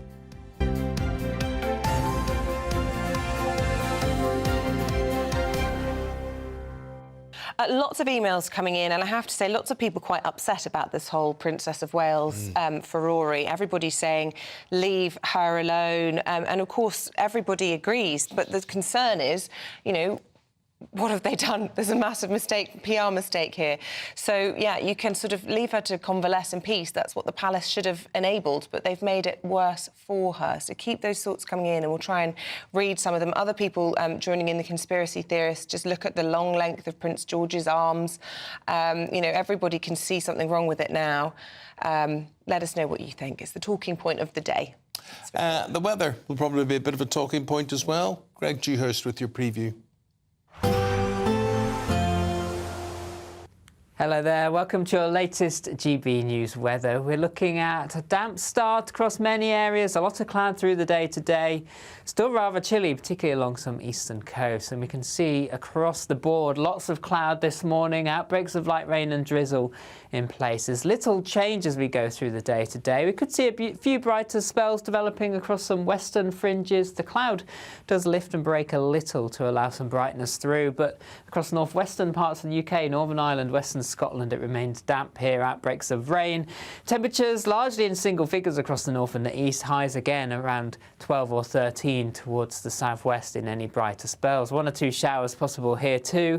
Then through this evening and overnight there remains a lot of cloud, and then all eyes on the Atlantic as weather systems start to move in. We see outbreaks of rain spreading into Northern Ireland, later on into Wales and southwest England. Some clear spells developing across the north and the east, and here temperatures dipping away, but further west rising as the rain moves in. So Tuesday, a bit of a west-east split. Areas of rain across western areas, slowly pushing north and eastwards through the day. Some of this could be heavy at times. So another cloudy day to come for many. The winds start picking up behind this weather system, but coming in from the southwest, so that allows temperatures to rise. Best of the dry, brighter weather holding on across northern parts of Scotland. Temperatures starting to rise, 13 or 14 in the south. So here we are. It is Monday, March the 11th, and it is springtime. Spring has sprung, the grass is green. I wonder where Isabel has been over the weekend. But no, I have done a bit of gardening, yeah. Yes, I know. Did you take your wedding ring off? No, I did not. Of course you did not. Of course you did not. So why would Kate have taken hers off? That is the whole question. Although when I had my hips replaced, my fingers became thin, okay, and I did have to take mine medical off. reason. I've only taken mine off once, and that was after the biggest row I've ever had with my husband of nearly 10 years, and I took it off for a few days. So, you know, sometimes people take them off for non-medical reasons as well. Depends where you hit it. Back on, though, don't worry. After that. Time for the great British spring, greatness, springiest British giveaways there's ever been in the world. Yeah, lots of gadgets. Yes, lots of things, but the main thing is lots of cash. Yes. £12,345 in spring cash. And you've got to be in it to win it. Here's how you could be the next big winner. Want to be a winner? You've won £18,000. I'm flipping heck. I don't know what to say. Enter our massive spring giveaway with 3 big seasonal prizes to be won. There's £12,345 in tax-free cash to give your finances a spring boost. We'll also send you on a shopping spree with £500 worth of vouchers to spend in the store of your choice. You'll also get a garden gadget package. For another chance to win the vouchers, the treats and £12,345 in tax-free cash, text GBWIN to 84902. Text costs £2 plus 1 standard network rate message. Or post your name and number to GB03 PO Box 8690 Derby DE1 9TT. UK only. Entrance must be 18 or over. Lines close at 5 p.m. on Friday the 29th of March. Full terms and privacy notice at gbnews.com/win. Please check the closing time if watching or listening on demand. Good luck. Good luck from us as well. Look, we're going to be talking about all things royal pretty much all morning. It's a big royal day because they're all gathering for the Commonwealth Day 2024. I say all of them, the King, of course, notably absent today, being led by Queen Camilla and the Prince of Wales. But we're debating, is the Commonwealth even relevant in this day and age?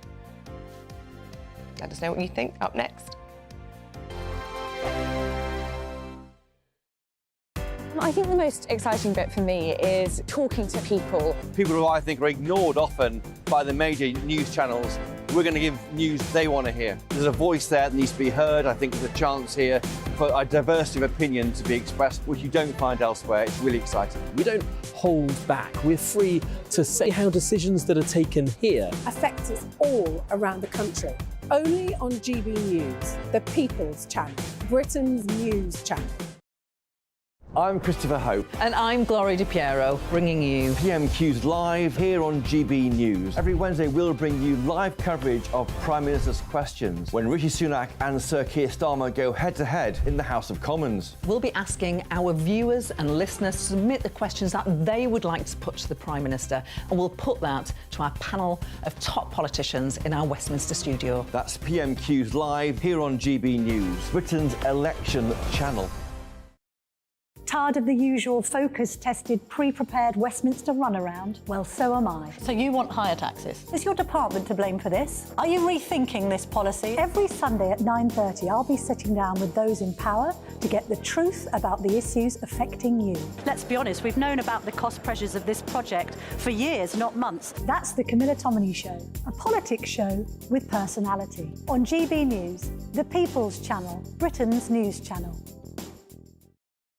I'm Michelle Dewberry, and I'm not here to tell you what to think. I'd much rather hear what you have to say. So, send in your opinions to gbviews@gbnews.com. Keep them clean, and you never know, I might read them out.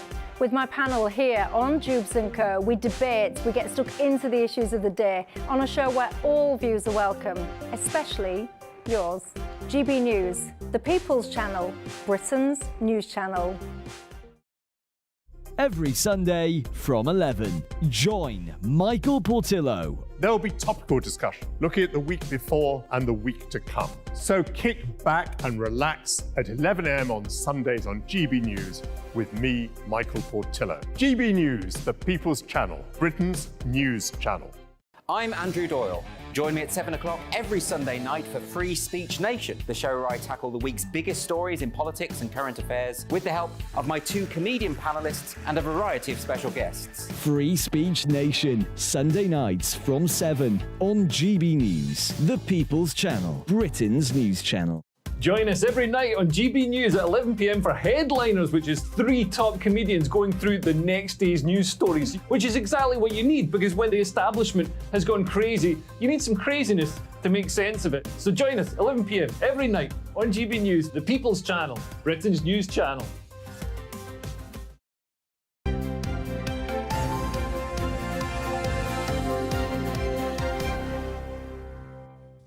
Now, it was one of the late Queen's greatest legacies, the Commonwealth. And today, the King will pledge to continue to serve the Commonwealth to the best of his ability, despite him not being able to attend the service himself. Well, however, in a fast-paced global environment, some believe the Commonwealth is not what it used to be, and it's now an outdated project. So are the naysayers right? Let's find out, because joining us, the COO of the Conservative Friends of the Commonwealth, Sunil Sharma, who believes it is still relevant. And the author and broadcaster, Jenny Barnett, who believes that it isn't.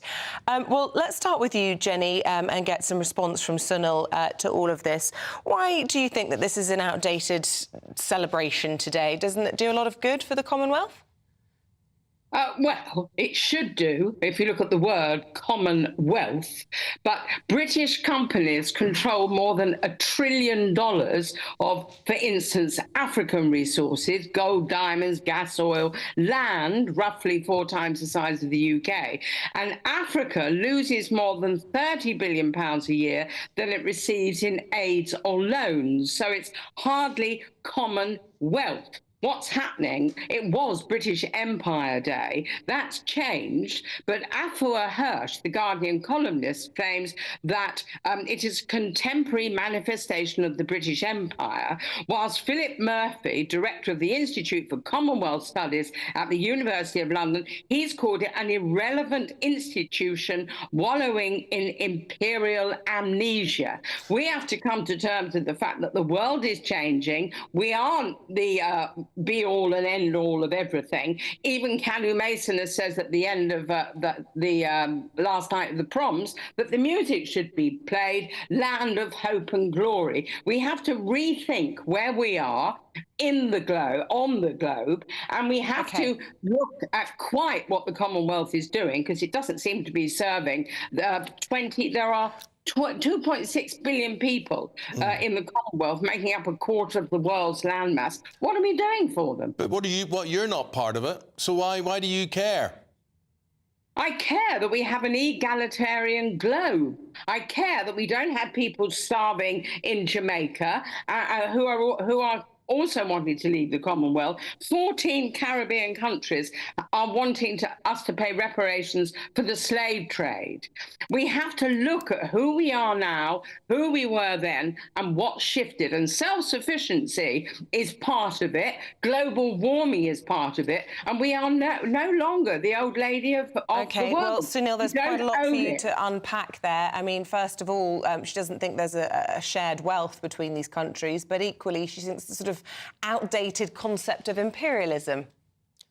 Yeah, I think that's nonsense. You have to ask I think it's a reoccurring theme that's happening in Britain at the moment, where we constantly want to talk ourselves down more than anyone else seems to want to. British people seem obsessed with talking Britain down. The Commonwealth, we have to keep saying this, it's a voluntary organisation, so these countries voluntarily are part of this group. They choose to be here. If they don't like the Commonwealth and they think it's imperialistic and they think it's colonial, they can leave. They don't. We're on 56 nations now. 2 have joined last year that have had no ties with the British Empire in Togo and Gabon, so they've clearly seen value in the Commonwealth. I think we should let these countries decide what value they see and what they don't. They don't need to be lectured by us to tell them what to think. You see, Sunil, Jenny's very, she's very incensed by a lot of what's going on there. In short, she seems to believe that without the British influence, the British Empire influence, whatever, that these countries would get on better. There wouldn't be starving children. There wouldn't be the famine and the dearth that there is. Would that be the case, do you think, if they were to go it alone? Absolutely not true. So let's look at the facts before. I hate talking about the British Empire because the British Empire is one and Commonwealth is something else. But if we're going to talk British Empire, let's compare British Empire versus other empires, not to 2024. The British Empire abolished slavery. British Empire brought law and order to a lot of these countries. British Empire stopped African tribes from killing each other. British Empire brought education across. British Empire brought democracy to these countries. So if we're going to talk about British Empire, let's talk about it in the context of versus empires, as opposed to what we seem to be obsessed about doing now, is comparing it to 2024. It's not fair, it's not right. We should talk about what the Commonwealth brings today, which is shared history, shared values. We look at what China is doing in parts of Africa in terms of, I would look at that as almost soft colonialism. I think with the world being so fractured right now with Russia, Ukraine, we need more allies together. These smaller nations have an opportunity to actually have an international say, which they don't get anywhere else. That's a sensible point, isn't it, Jenny? In a world with geopolitical instability, that these countries are actively choosing to be part of this. In fact, I believe they even voted for the King to remain the head of the Commonwealth. This is a democratic decision to be part of it, and they're benefiting from it. Well, we have to look at the changing nature of the globe. We are not an empire. No one's suggesting that we are. No, but Suno talks about how we went in and we made things better for everybody. It's not true. It was land grab. It was resource grab. And you cannot look at this country in the context of the patronage that you're talking about. When the Soviet Union split, people demanded autonomy. Latvia, Estonia, Belarus, and so on. And that's what lots of people are saying now. They want to be a republic. Even Australia is talking about it. That people wish to stand alone. They don't wish to have somebody over them in a paternal sense. And that's what you're talking about.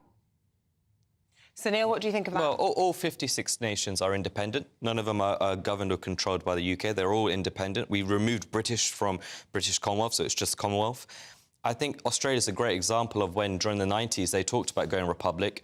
They debated about it, they held a referendum, and the overwhelming majority voted to stay in a republic, without a republic, with the king as monarch.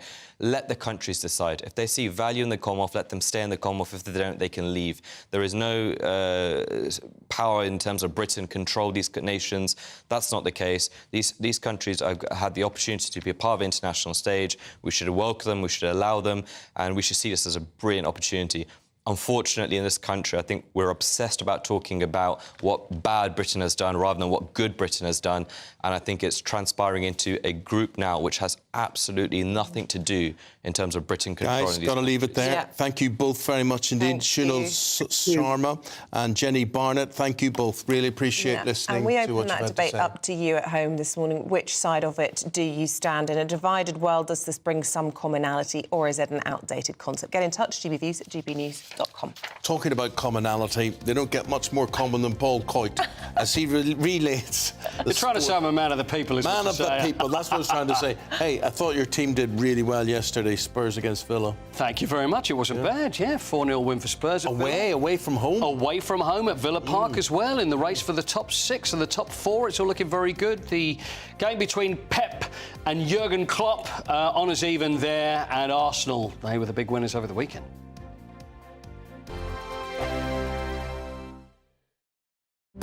GB News is the home of free speech. We were created to champion it, and we deliver it day in, day out. Free speech allows us all to explore and debate openly the issues most important to us, our families, and of course, the British people. Having challenging conversations to enlighten each other. Which is why we hear all sides of the argument. We are the People's Channel. We will always stand by the freedom to express yourself. On TV, radio and online. This is GB News, Britain's news channel. Tired of the usual focus-tested, pre-prepared Westminster runaround? Well, so am I. So you want higher taxes? Is your department to blame for this? Are you rethinking this policy? Every Sunday at 9:30, I'll be sitting down with those in power to get the truth about the issues affecting you. Let's be honest, we've known about the cost pressures of this project for years, not months. That's the Camilla Tominey Show, a politics show with personality. On GB News, the People's Channel, Britain's news channel. I'm Michelle Dewberry, and I'm not here to tell you what to think. I'd much rather hear what you have to say. So, send in your opinions to gbviews@gbnews.com. Keep them clean, and you never know, I might read them out. With my panel here on Jubes & Co, we debate, we get stuck into the issues of the day on a show where all views are welcome, especially yours. GB News, the People's Channel, Britain's news channel. 2024, a battleground year. The year the nation decides. As the parties gear up their campaigns for the next general election. Who will be left standing when the British people make one of the biggest decisions of their lives? Who will rise? And who will fall? Let's find out together. For every moment, the highs, the lows, the twists and turns. We'll be with you for every step of this journey. In 2024, GB News is Britain's election channel.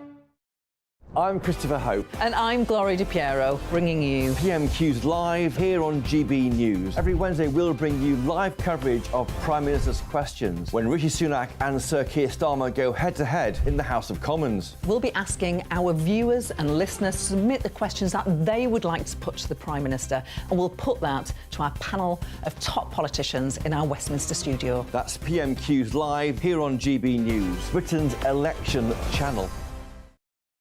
Big news, big debates, big opinion. Patrick Christys Tonight is the week's biggest show. Every weekday, 9 to 11 p.m, we've got the inside track on the day's top stories. There'll be sharp takes you won't get anywhere else. We will set the news agenda, not just follow it, and I want to bring you along for the ride. Whatever it is, we'll have our finger on the pulse. It's news, but it's this close to entertainment.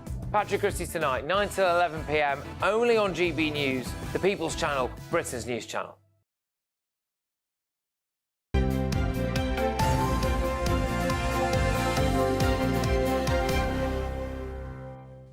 Big match, top of the table yesterday. Absolute delight to watch. It ended all square. Liverpool, Manchester City. Paul with the details. It was. It was a terrific game, wasn't it? 1-1. I think it was probably Man City in the first half, Liverpool in the second half. Yeah. And Liverpool's young side, they're just so good. And I think... I've been doing this thinking, well, surely they're going to get found out. Surely they're going to get tired out soon. Well, are they playing for their boss? They are. That's the thing. Do you think there's something in that, though? I think there's extra mileage with them for that, yeah. Because they still could win 4 trophies. It's still possible. But, You know, it was a terrific game. 84 seconds after the break, there was a Liverpool penalty. So that's where they came back after Stones had scored the first one. But the interesting thing is how, you know, everybody really wants to play, you know, and nobody wants to be substituted. And when you're someone like Kevin De Bruyne and you get taken off, then you are going to react in a strong way. And, yes. and Pep Guardiola, it just shows, because even though Pep Guardiola is someone, look, there's Pep, you wouldn't argue with him, but still, Kevin De Bruyne there, real fit of peak in front of everybody. Pep Guardiola says, well, it just proves, you know, how much he wants to play, and that's fine. He's just got to prove to me. I mean, he's probably one of the best players in the world. Indeed. I mean, it's what's the argument? I mean, I do totally understand exactly how he feels, because, for example, earlier, when I was told there's a chance he's not going to be in his sport in the 8 o'clock, I mean, I reacted in a very similar fashion. Yes. So I can understand. I think we probably have... So, look, there we are. I was trying to be very calm about the situation, but you can understand... Look, there we are. I try and keep very calm, but that was how I would react. So me and Kevin De Bruyne are very similar in that people just response. wouldn't believe that we have staff that dress like that, you know, have that hat on and things like that. No, I just got him off the street. He was just happened to be passing. But... And so what's happened? Is he still subbing you? I don't know. We'll have to see. We'll have to see. But if Pep Guardiola would probably ban me from playing, I probably won't even be in tomorrow for reacting in that way. But by the way, with the Oscars, you know, what do you think? Best supporting, Strangle? What I did there with on the picture, you think is a possibility? You could have some mileage in that. Yeah, because I like to show my acting ability. Anyway. Top of the table, tight. Really Liverpool, Arsenal and City. Yeah, Arsenal this weekend. Then the next bit, you know, playing for places in the top 4. Oh, very tight as well. Spurs did themselves great favour yesterday. That's an amazing win over Villa, though. Well, I didn't expect it. And I said earlier, you know, I'd avoided it for Mother's Day and then to try and watch it later. But to win 4-0 at Villa Park, and the fact that they'd had such a good record as well. Opta have released the stats, by the way. Yeah.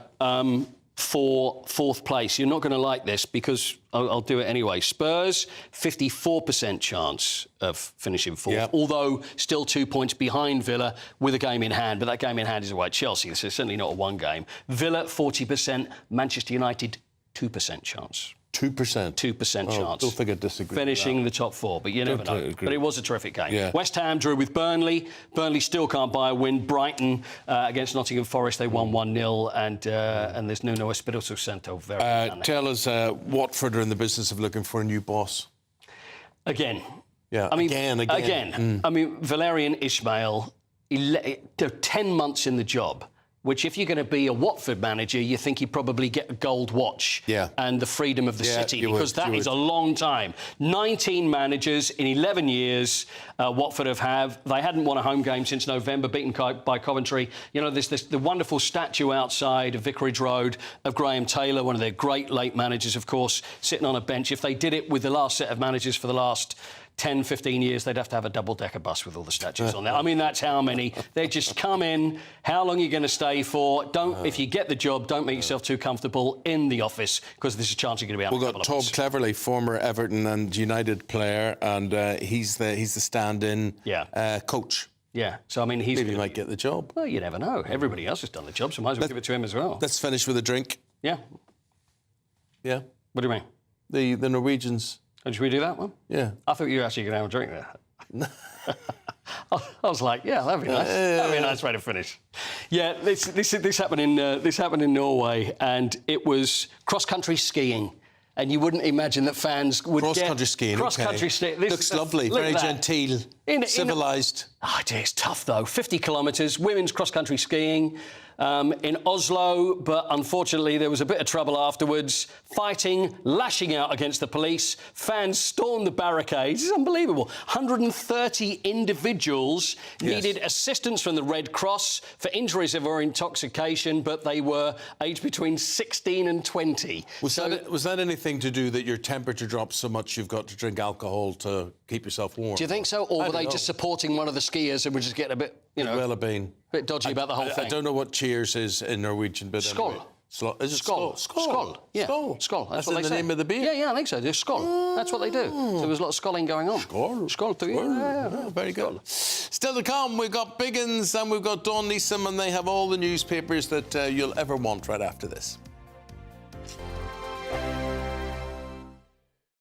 Patrick Christys Tonight. Weekdays from 9 p.m. Well, to cut a very long story short, I was the chaplain in a school, and a pupil asked me to preach on how come they were told they had to accept the LGBT stuff in a Christian school. I thought that was a fair question. So I said, ultimately, no, you don't have to accept anybody else's ideas. You make up your own minds.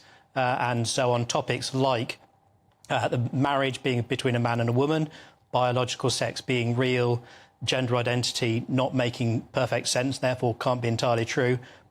I said, you know, you may adopt the church's position on that and respect the people you disagree with, but you make up your own mind, for which, as you say, I was reported to Prevent, the anti-terror watchdog, secular safeguarding authorities, the Teaching Regulation Agency, Disclosure and Barring Service, all of whom eventually cleared me, but I lost my job at the school, and that's why there's legal action ongoing. It's an incredibly powerful sermon, to be fair. What do you make of Justin Welby in his current role? I've obviously rattled off quite a few things there. I mean, you've had personal experience of feeling quite abandoned. What's your view on his position? Well, he's doing a very difficult job, in fairness to him. My personal view is perhaps he's not doing the best job of it. I'll be diplomatic about it. In a sense, I'm on the wrong side of things as far as he's concerned, I guess. Not a word of support, not a whisper from anyone in the Church of England's hierarchy for someone simply saying, you may accept the Church of England's own teaching. And I can't quite see how he can square that in his own head, but you know, he would have to answer to that himself, I guess. I mean, the irony is that, though this is obviously through no fault of your own, the Church of England has recently baptised people who have gone on to not just be referred to Prevent, but actually commit acts of terrorism. Meanwhile, you were referred to Prevent for essentially teaching.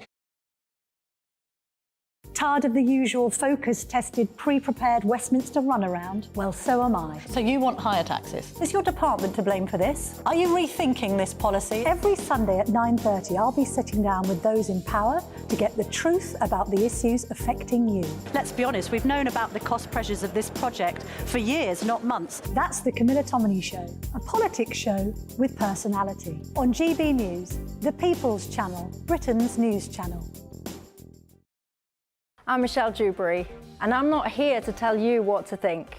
I'd much rather hear what you have to say. So, send in your opinions to gbviews@gbnews.com. Keep them clean, and you never know, I might read them out.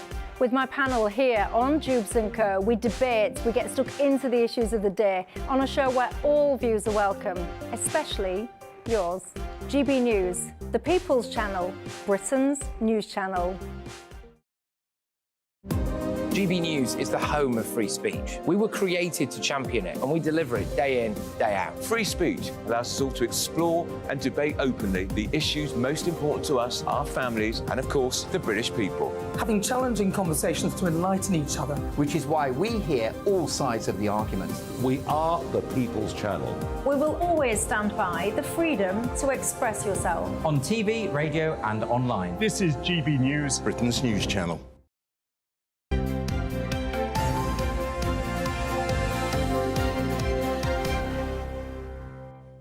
A very warm welcome back. We're going through the papers this morning in the company of the former editor of the Daily Star, Dawn Neeson, as well as the actor and TV presenter, Christopher Biggins. Welcome back. We're starting with the big talking point of the day. This is the royal photo scandal. And, Dawn, we were just talking in the green room about some of the backlash that we're getting. Why are you stoking this problem? And we just wanted to make the point that not only is this picture on the front of every single national newspaper this morning, so therefore it literally is our job to talk about it, but also 4 international, highly respected agencies have pulled the image, citing concerns about manipulation. So there is a strong news justification and folks, also, just for for the talking record, about this. I'm stoking the problem, saying, why are they stoking it for? Why are they complaining? Because, Biggins, I can't see what the big issue is about. OK, they may have fiddled with this and fiddled with that, but as long as the truth, as long as there is not something horribly wrong with one of these people and they don't have any hair or something, now, unless there's a lie like that, then I don't really see what the problem is. I'm looking at the Metro newspaper. They've been sucked in by it. They've got, I'm Smiles Better, Kate's Joyous Mother's Day photo. So they haven't even twigged on that it's been... But I had to check with Dawn in the break about what was wrong with the sleeve in the picture. I can't even see it. I'm with you, Eamonn. I don't know what's going on. The issue is interesting you mentioned the front page of the newspapers because the Sun, the Mirror and, as you said, the Metro have all got Happy Mother's Day picture. Isn't it lovely? Kate with the children. It's a lovely, heartwarming picture. That's the line they've gone on. Every other paper has gone on the what's wrong, why is this airbrushed, why is the picture being killed? Now, it might have been an edition issue. You know, the early editions might not have got the kill notice on the picture. And it's the fact that, as Isabel said, international picture agencies withdrew the picture, put a kill note. It doesn't happen that often. It has happened in the past, but it doesn't happen often when they've got serious doubts about the picture themselves. That is what gives this credence. But I think it's a PR disaster for the royal family. And if I was Kate in particular, I'd be waking up this morning absolutely spitting feathers. Oh, me too. That something that was meant to calm down all the speculation about her health and her relationship has triggered even more speculation. I think it's fair to say that the royal family often airbrush pictures. You only have to look at a picture of the Waleses. Their Christmas card was the four of them. A lot of people said you can't see Kate's leg in that picture and one of Louis's fingers is missing. Look, folks, we're showing you these four and you'll be looking and saying, what is wrong? We're not really sure. You can sit in minutiae, pick over this and whatever it is, but basically it's not worth pulling unless... I think for an image's only purpose was to quash conspiracy theories. This has done exactly the opposite and created a whole new set. It just wasn't worth the risk, to be honest. They probably shouldn't have put a picture out at all, rather than put one out that they have photoshopped. And there are legitimate questions, I think, for Kensington Palace about this. Very much so, yeah. I mean, who made the decision to put it out? How many eyeballs saw this picture and thought it was a good idea to calm things down, to put an image like this out? Not just the fact that it is quite clearly airbrushed, as you say, Isabel, lots of people do that. The royal family have done that in the past. But also the fact that she's not wearing her wedding rings now when there's so much speculation. Now we're talking. About the state of their marriage. Go back to those four things there because I want Dawn to point out what's wrong with these because you at home will not be seeing this. You'll not be noticing that it's there. Right. So the top left, the family of four, anything that's generally we've then got to go to the close-ups. Well, in that top left one, there's a couple of points. Number one, you can't see Kate's wedding ring or engagement ring from Princess Diana, but also there have been questions about the foliage on the trees, given the period in the year where actually you've got your evergreen trees and then you've only just got buds coming through. You haven't actually got leaves yet. So the picture may not be topical. People are saying it looks like it was taken in the autumn. OK, second picture, the red second picture cuffs. with a sleeve. If you look, I mean, it's very difficult to see unless you look very closely at this picture, but the top of the sleeve there is quite clearly airbrushed out. It's not quite clearly. It is quite clear. There's some red. I don't think it is. There is some red on her where her skirt fabric is, which is what something may have happened, but it's not quite. And even if it is, big deal. Right, next one, third picture. Right, what's that? His pullover. What's wrong with that? There is a blurring on the picture of the pullover again on the image just there, and the last picture by his legs. If you look in the background, what looks like the sort of like white, I don't know, sort of like bit of the building behind him. There's a chip in it. Now There's what? There's a what? It looks like a smudge in the line, so that's been tampered with. Yes, that's been tampered with. To what end? Why would you tamper with that? You know, but that's the problem. That's the very problem. To what end? Why would you do it? That doesn't seem to be altering anything dramatic about the picture. So why would you do it? Especially when you want to calm down all the fevered speculation about what is going on with this family. Now, the other point I want to raise, now, if Harry and Meghan and their two children were involved in a picture that had been tweaked like this one, what would the reaction be then? Huge. I think so as well. Because there's so many conspiracy theories about that family that we don't need to go into here, but lots of speculation. That would get people talking even more. Well, look, today the royal family would much rather we were talking about the Commonwealth Day and focusing. No, but all I'm no. Well, let me finish my point. If you let me finish my point, they'd much rather we were talking about that, and they need to do something, and they need to do something pronto to quash this, because all it's done is divert attention away from the cause that they want to talk about. Exactly that. And but to agree with Eamonn, it is boring. I mean, we had this conversation outside. It's like, oh, yeah, whatever. But, I mean, this is what people are going to be talking about. And even if you're not interested in the royal family, and many people are actually poring over this and talking about it. But you still don't believe they're going to address this? No one's going to grab this today and say, "Hi, folks, we made a wee bit of a mistake." No, what would you do, Eamonn? What would you do? I would confront it and I would say somebody thought it was a good idea because there was a pluck in her pullover or whatever it is, and it obviously wasn't a good idea and we shouldn't have done it. And thank you and bye-bye. Anyway, Biggins, what do you want to talk about? The world is your oyster. You've got 2 minutes. I'm going to talk about the distress of elderly people. This is The Independent, and saying that of course, we're all living too long.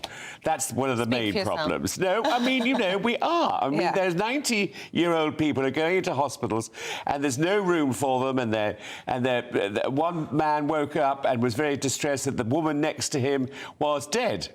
You know, there are terrible things happening in the NHS at the moment with elderly people. They're not getting the care they should be getting. And, you know, it's just appalling.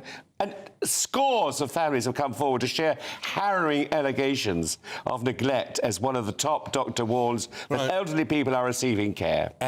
So there's no point living longer if you're not living better. And I think it also brings up that whole assisted dying situation again, which I will say is just a nonsense, that people should be prevented from a dignified death and going when they want.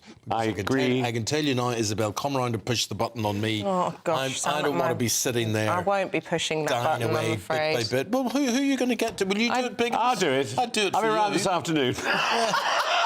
I don't want to be responsible for ending your life, believe it or not. No, but I mean, I think Eamonn's right, though. I think we should have that, be able to make that decision ourselves. Well, yes, but how do we know that these people, these vulnerable, distressed, elderly people that you describe, aren't being coerced by money-grabbing relatives or made to feel like a burden? We took you out 6 weeks early. There you are. Big deal. I think it's a dangerous to play God. I would love to see the front pages after Isabel just pops around and presses the button on her co-workers last minute. That would be great. OK, well, the guys are going to be back in about 45 minutes' time, so we look forward to that. Yeah, thank you both. Sorry that was brief. Lots more joy in the papers next time around, I promise. Why? Well, that was joy. I think this royal story is brilliant. No, I'm saying more joy. More joy, yeah, lots more of joy. Joy to the world.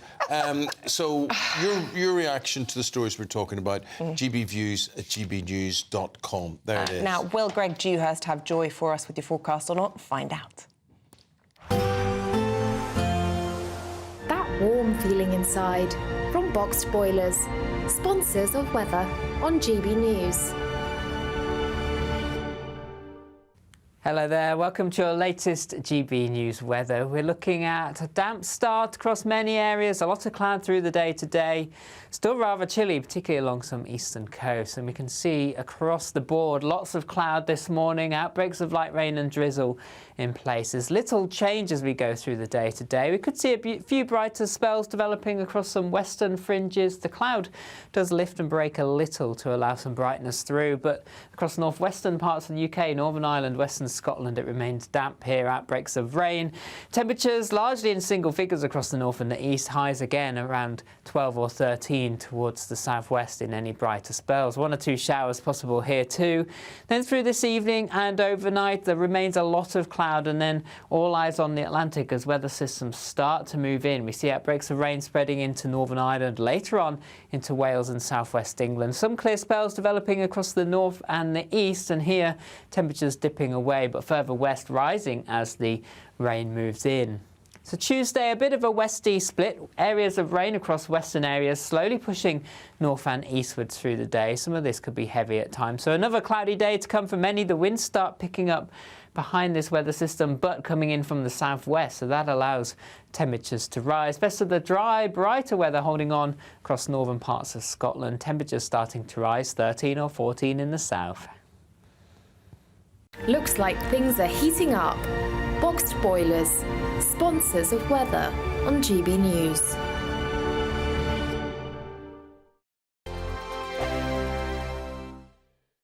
Want to be a winner? You've won £18,000. Oh, flipping heck. I don't know what to say. Enter our massive spring giveaway with 3 big seasonal prizes to be won. There's £12,345 in tax-free cash to give your finances a spring boost. We'll also send you on a shopping spree with £500 worth of vouchers to spend in the store of your choice. You'll also get a garden gadget package. For another chance to win the vouchers, the treats and £12,345 in tax-free cash, text GBWIN to 84902. Text costs £2 plus 1 standard network rate message. Or post your name and number to GB03 PO Box 8690 Derby DE1 9TT. UK only. Entrance must be 18 or over. Lines close at 5 p.m. on Friday the 29th of March. Full terms and privacy notice at gbnews.com/win. Please check the closing time if watching or listening on demand. Good luck. GB News is the home of free speech. We were created to champion it, and we deliver it day in, day out. Free speech allows us all to explore and debate openly the issues most important to us, our families, and of course, the British people. Having challenging conversations to enlighten each other. Which is why we hear all sides of the argument. We are the People's Channel. We will always stand by the freedom to express yourself. On TV, radio, and online. This is GB News, Britain's news channel. 2024, a battleground year. The year the nation decides. As the parties gear up their campaigns for the next general election. Who will be left standing when the British people make one of the biggest decisions of their lives? Who will rise? And who will fall? Let's find out together. For every moment, the highs, the lows, the twists and turns. We'll be with you for every step of this journey. In 2024, GB News is Britain's election channel. Big news, big debates, big opinion. Patrick Christys Tonight is the week's biggest show. Every weekday, 9 to 11 p.m, we've got the inside track on the day's top stories. There'll be sharp takes you won't get anywhere else. We will set the news agenda, not just follow it, and I want to bring you along for the ride. Whatever it is, we'll have our finger on the pulse. It's news, but it's this close to entertainment. Patrick Christys Tonight, 9 to 11 p.m, only on GB News, the People's Channel, Britain's news channel. I'm Christopher Hope. And I'm Gloria Di Piero, bringing you PmQs live here on GB News. Every Wednesday, we'll bring you live coverage of Prime Minister's questions when Rishi Sunak and Sir Keir Starmer go head-to-head in the House of Commons. We'll be asking our viewers and listeners to submit the questions that they would like to put to the Prime Minister, and we'll put that to our panel of top politicians in our Westminster studio. That's PmQs live here on GB News, Britain's election channel.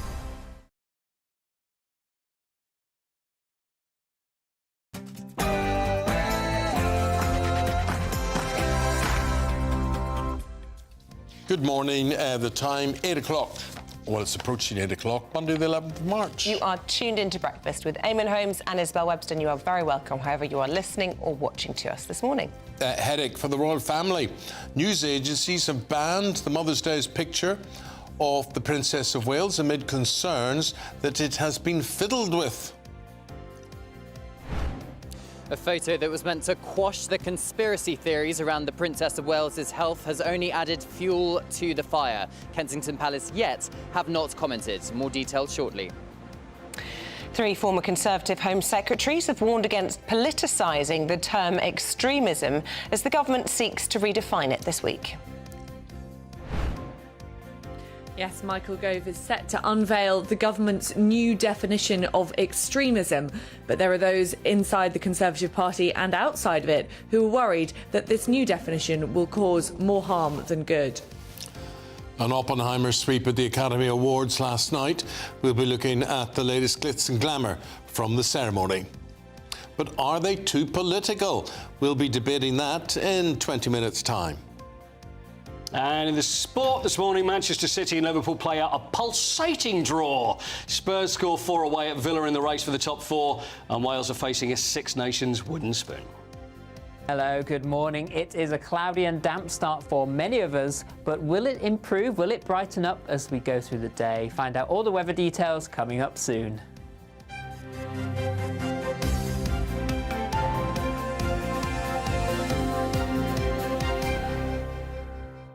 Well, the big story we're all talking about today, it was supposed to be an innocuous photograph of the Princess of Wales and her children for Mother's Day, but it has erupted into a scandal now. Yeah, Kensington Palace has serious questions to answer after it's been removed from at least 4 major photo agencies over fears it's been manipulated or altered. Yeah, so has the image been photoshopped? That's the question.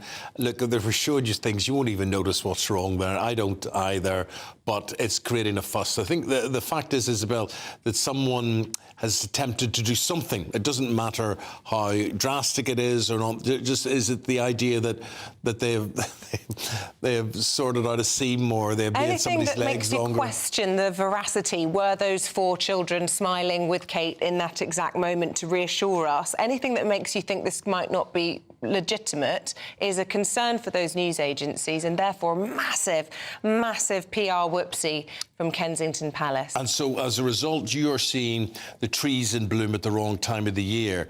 You're seeing, what about There's the two... no ring on Kate's finger, which I don't think is a photoshopping blip necessarily, but it's one of the questions that have been stoked by this image and probably should have been picked up by their press office before they put it out. Apparently, she often doesn't wear her rings at home, so no big deal, you could say, but, you know, perhaps just don't put your hand in the photograph because it's going to spark all of these dramas. Yes. Tight jeans, having just had abdominal surgery, you know, would you be wearing that necessarily? Lots of questions sparked by all of this. A little bit earlier on, we actually spoke to Tom Tugendhat from the government. He's a security minister, and we quizzed him about this particular image. You and I both know that I'm not going to comment on anything from Kensington Palace. The truth about images and the image distortion is something that has come up in other areas, and we've got to make sure that what we do in democracies or indeed when fighting fraud is we make sure that what we see we can trust. And that's why the Stop Think Fraud campaign that we've launched only a few weeks ago is so important. Fraud.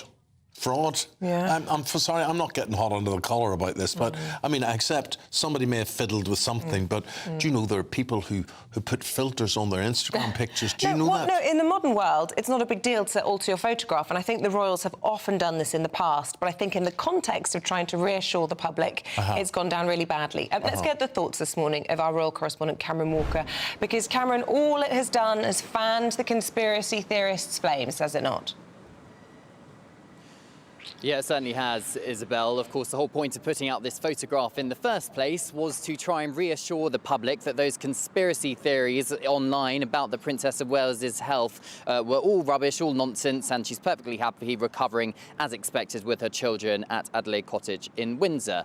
But then we started to see online, shortly after the photograph was published, that members of social media communities were pointing out that there were slight distortions with the image. The most noticeable one was Princess Charlotte's sleeve, followed by the Princess of Wales's zip on her jumper.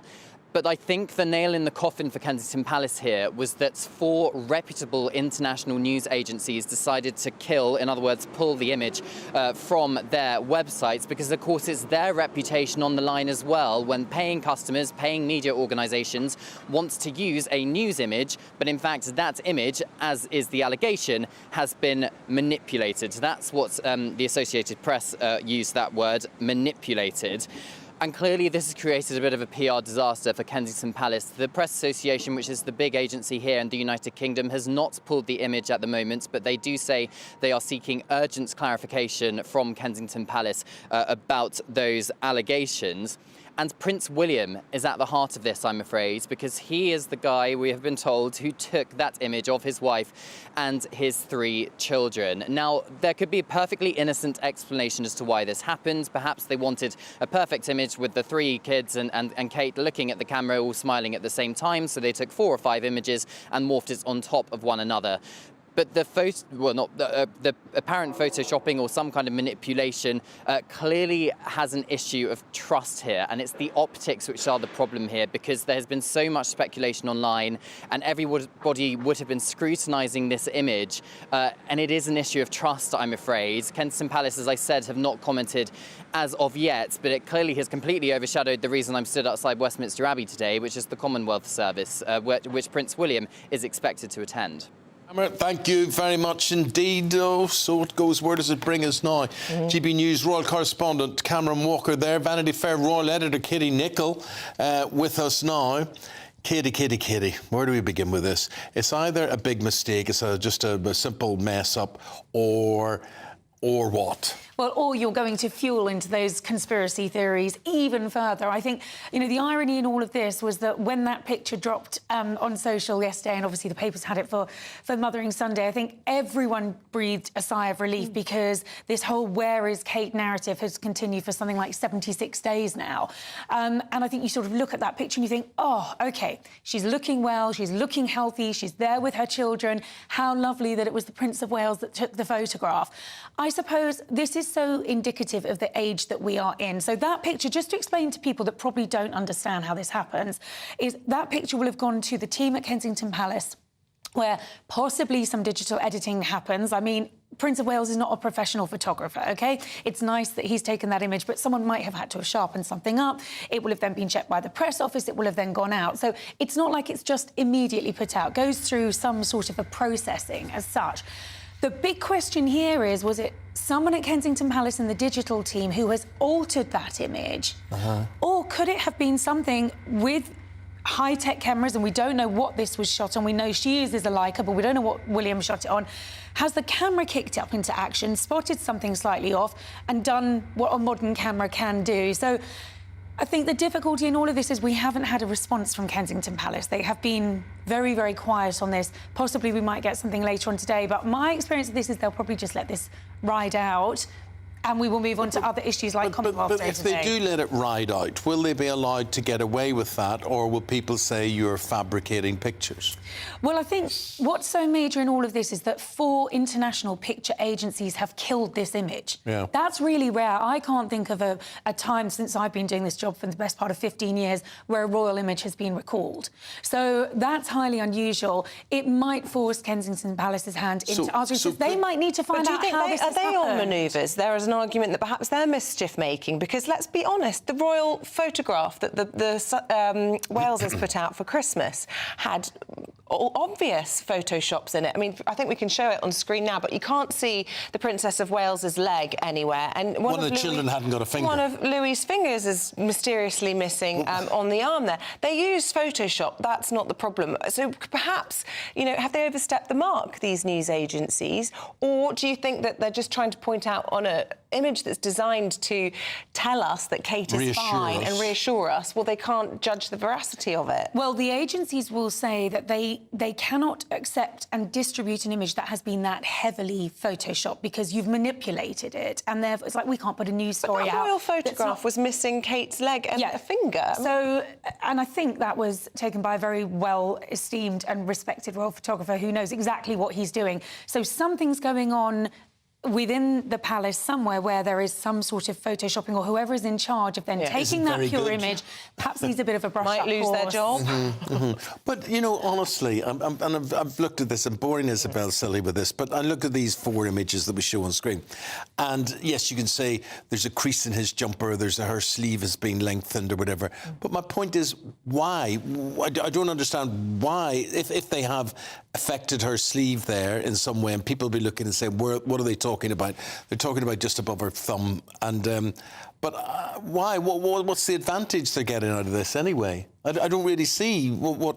Well, I mean, I suppose you might argue that it's best to just take the image, and if everyone doesn't look quite picture perfect and hasn't been photoshopped within an inch of their life, that's better than running into perhaps perfecting something and then running into these sorts of issues, and it could be a completely innocent mishap. So or just let me just get this clear.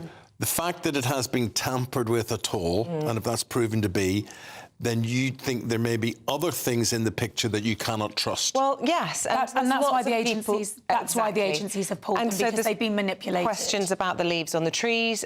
People are saying, would you be wearing tight, skinny jeans in the immediate aftermath of serious abdominal surgery? Any woman that's had a cesarean would probably say no. Could be wearing maternity jeans. Who knows?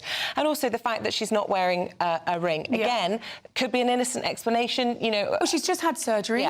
She, you know, it can be difficult to get your rings on your finger after that. You might be a bit swollen. She might have lost weight. I mean, I think there's possible explanations. I just think the timing of this is so unfortunate because the last time we were sitting here talking, it was about all of those conspiracy theories. Where's Kate? This was meant to end all of that, and here we are discussing. I mean, there are people out there on social media thinking Kate's been planted onto this picture, you know, around, and there is, by the way, absolutely no suggestion that that has happened. But clearly, there's been some photoshopping, and yes, as you point out, possibly someone might end up losing their job over this. Whoever takes the next picture, whether it's Kate Wills, a professional photographer, think of the scrutiny that next picture, whenever it is. Well, and that's the problem with social media, because it's not just one or two pairs of eyes on it, perhaps at the palace approving this and sending it off as a lovely Mothering Sunday celebratory image. It's millions of eyes on it. And actually they pick, like you say, the fact that there are leaves on the trees, the fact that, you know, Louis got his little fingers crossed. I mean, kids do that, I suppose, but every little minuscule particle of that photograph is being analysed. But social media people, you know, they think they're the experts on everything, and you know, and I speak from experience here, whereby if I'm accused of having Botox again, and I look at me, come on, prod and poke wherever you want, should I be asking for my money back? I think you're looking very dapper. Oh, but you know, but I get all this. Yeah, look at him. He's had all that surgery done. He's had all that work done. It does make me laugh, actually. Well, and imagine the scrutiny that they're under. Well, that's what, to be honest, you know, just in the context of not only being incredibly unwell, having a pap picture taken against your wishes last week, having your uncle parading around on a celebrity show embarrassing you. This was the last thing that the Princess of Wales needed or wanted, and so she must be legitimately really miffed this morning. Well, I would hope that she hasn't spent too much time on social media and that she's actually just focusing on getting better, and I'm sure that's exactly what she's doing. But I just think it's unfortunate, because to actually get in the seat and have a picture like that taken less than 2 months after major surgery, that's tough.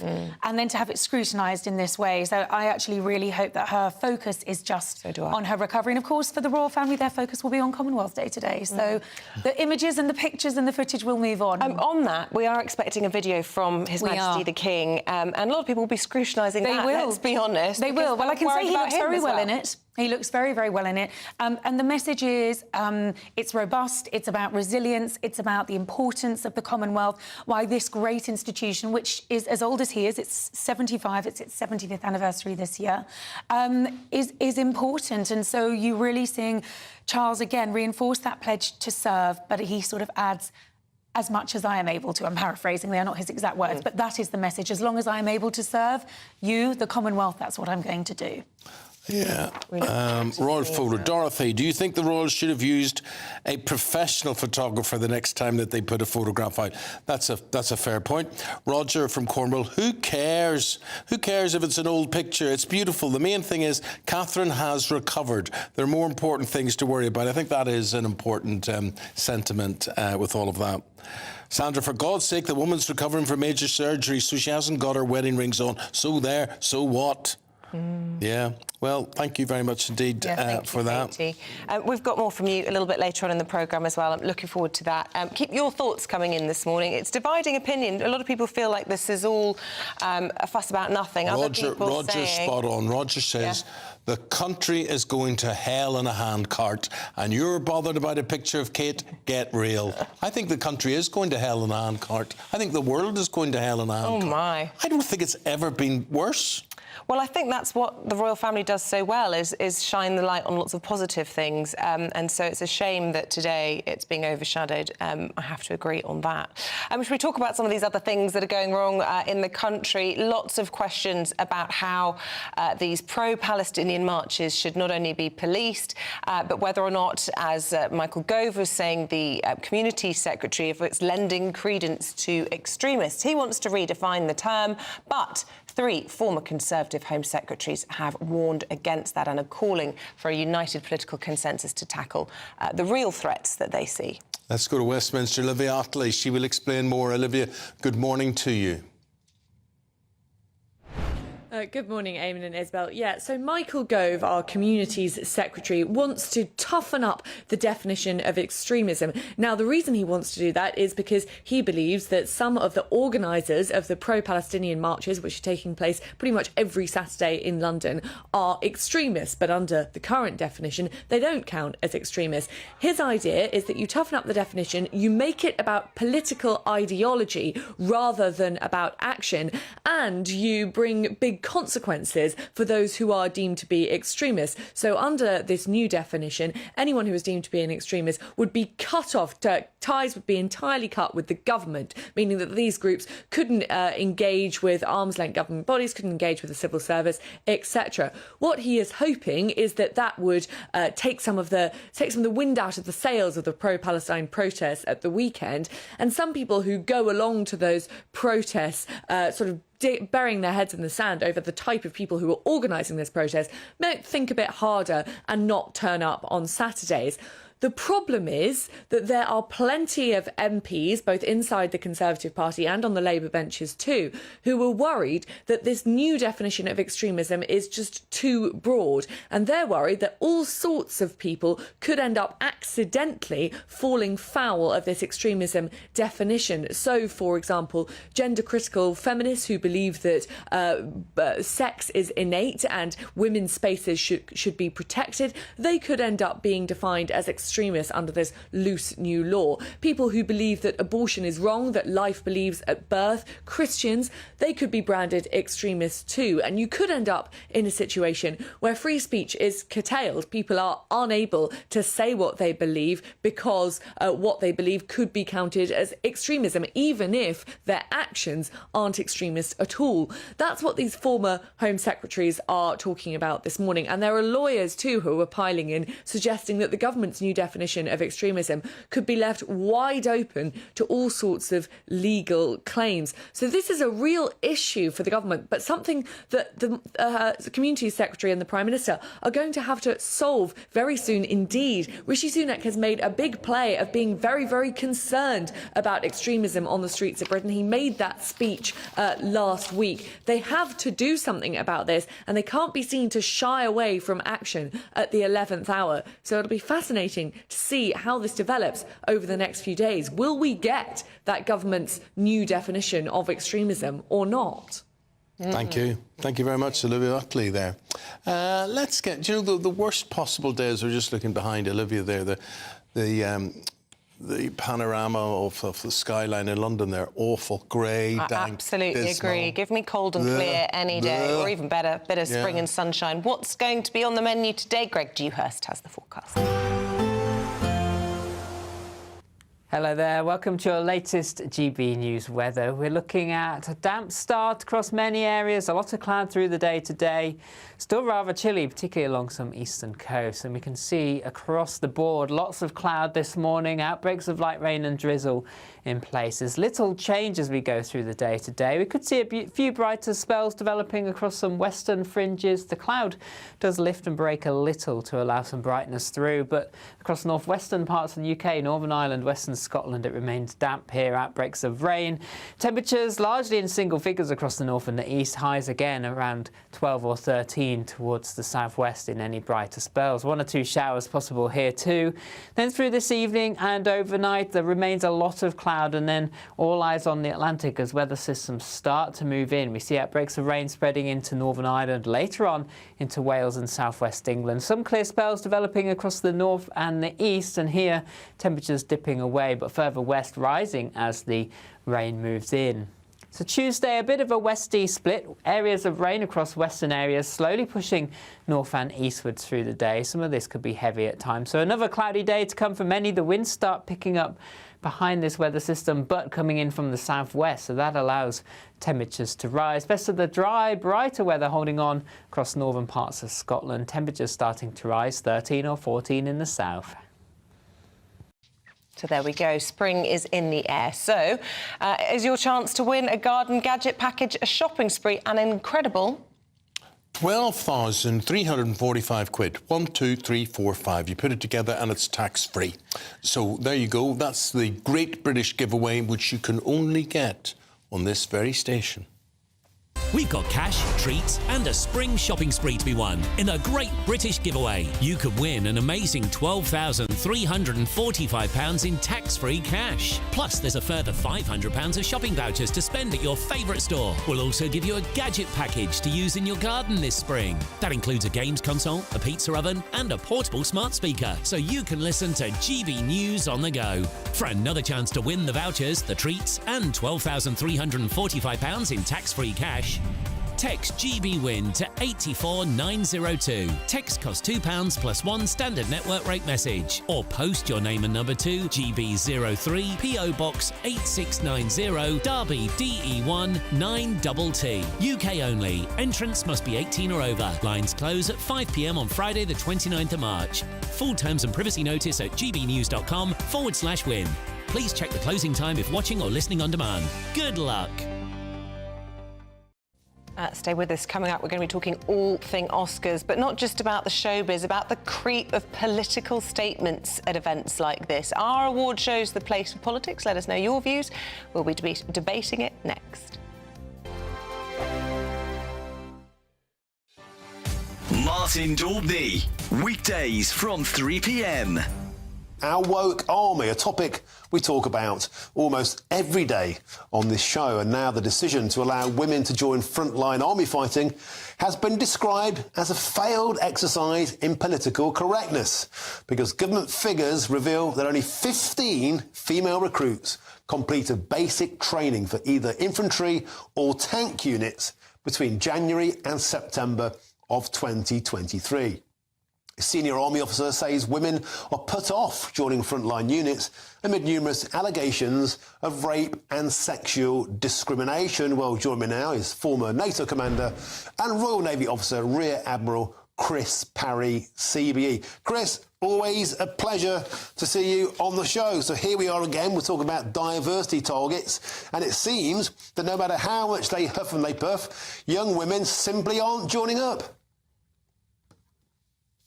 Well, I mean, the life's not for everybody, Martin. It's not even for most men, to tell you the truth. This is a tough life, and it's a life that is geared towards the sort of physical and mental, I hesitate to say skills, but aptitudes that men have. The idea that men and women are interchangeable in all these roles is ridiculous. What we need to have is all roles open to both men and women, and those that are suitable and have the aptitude for those jobs should be going into them. If we've got 15 women who are going into the infantry and the armoured corps, then that's fine. They're the ones that are suitable.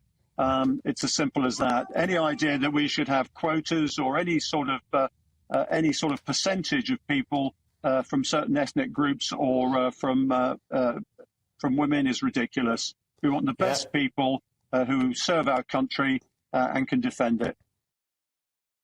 I think the most exciting bit for me is talking to people. People who I think are ignored often by the major news channels. We're going to give news they want to hear. There's a voice there that needs to be heard. I think there's a chance here for a diversity of opinion to be expressed, which you don't find elsewhere. It's really exciting. We don't hold back. We're free to say how decisions that are taken here affect us all around the country. Only on GB News, the People's Channel, Britain's news channel. Tired of the usual focus-tested, pre-prepared Westminster runaround? Well, so am I. So you want higher taxes? Is your department to blame for this? Are you rethinking this policy? Every Sunday at 9:30, I'll be sitting down with those in power to get the truth about the issues affecting you. Let's be honest, we've known about the cost pressures of this project for years, not months. That's the Camilla Tominey Show, a politics show with personality. On GB News, the People's Channel, Britain's news channel. 2024, a battleground year. The year the nation decides. As the parties gear up their campaigns for the next general election. Who will be left standing when the British people make one of the biggest decisions of their lives? Who will rise? And who will fall? Let's find out together. For every moment, the highs, the lows, the twists and turns. We'll be with you for every step of this journey. In 2024, GB News is Britain's election channel.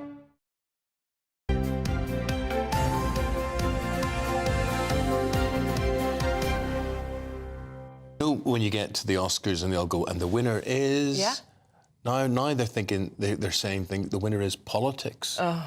That's what they're thinking. It's the one place I go to escape from politics, but it's everywhere, isn't it? So Oppenheimer might have got the top award of the night, lots of gongs, but from protests outside to political statements during the ceremony, it seems we couldn't really escape the woes of the world.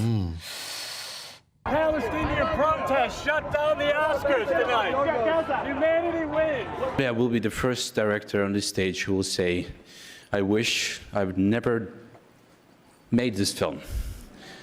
I wish to be able to exchange this to Russia never attacking Ukraine. Our film shows where dehumanization leads at its worst. It shaped all of our past and present. Right now, we stand here as men who refute their Jewishness and the Holocaust being hijacked by an occupation which has led to conflict for so many innocent people. Side portion of, you know, frowning and concern. Is that right? Well, let's discuss this now with the entertainment reporter Stephanie Tetchy, regular on the show, and Hayley Palmer as well. Good morning, ladies. Morning. Let's start off with the anti-voice, Stephanie. You don't think that this is the right forum for politics? No, I do think... Oh, you do? Sorry. I do think it's the right forum for it. You see, the film industry is based on worldwide events. When you watch movies, it's a reflection of real life. And over the past few years, we've had the most amount of political instability. You're telling me this should go amiss from the film industry, you know, on one of its biggest nights? I think that is the place where they should be voicing things. And especially in these clips that we've just seen here, like The Zone of Interest, it won international feature yesterday. It's a poignant Holocaust drama. The director, of course, is going to have to talk about what's going on. And I just think with these awards, all these people have influence, and I think they should use their influence for the right things. I think we do like Hollywood for the glamour. I love glamour, but at the same time, I do respect these people have opinions and views, and if it wants to touch on politics, why not? Okay. Well, why not is because I go to the cinema for entertainment and escapism, Stephanie. And I think if I want to hear all those messages, which I work with all during the week, I will watch a documentary, for instance. So, Hayley, I like a box of Maltesers and... speaking my language. Sitting there, just something that's escapism, and I feel I've been entertained. But exactly. I do have to say, I find it very hard to find a film like that nowadays. Absolutely. I mean, it's an entertainment show. We want to see the glitz and glamour. We want to be entertained, like you just said, with a box of Maltesers. And I don't particularly want to hear someone's political view. I want to hear their story. I want to see their career, how they've got to where they've got to. Like Cillian Murphy, you want to celebrate that. Amazing success. He's gone from Peaky Blinders to winning an Oscar. That's fantastic. That's what I want to see. I think you should get up. Thank you, Mum. Thank you, Dad. Thank you, agent. See you next year. That's all I want to hear. That's not the world we live in, is it, anymore? No, it's not. And, you know, thanks to social media and even what we do on this channel, we're all about freedom of speech. And I don't think people should be limited to say what's, when and where. If they want to say on the biggest night on the entertainment calendar, you might as well. Who knows when they'll be back up there receiving an Oscar. So if they want to say a lasting message to the world, I think kudos to them. Well, I think you should use social media for that. I think on that night only, we want to talk films. And if you look back, 1927, when the Oscars first started, we celebrated films, they publicised their movies. So for me, personally, I don't want to hear it. I think you should take to social media for your political view and leave the night for the entertainment factor. Like Ryan Gosling singing, that was brilliant. If you just, Stephanie, just listen to us here. We've got Bridget Phillipson, who's the Shadow Education Secretary, standing by.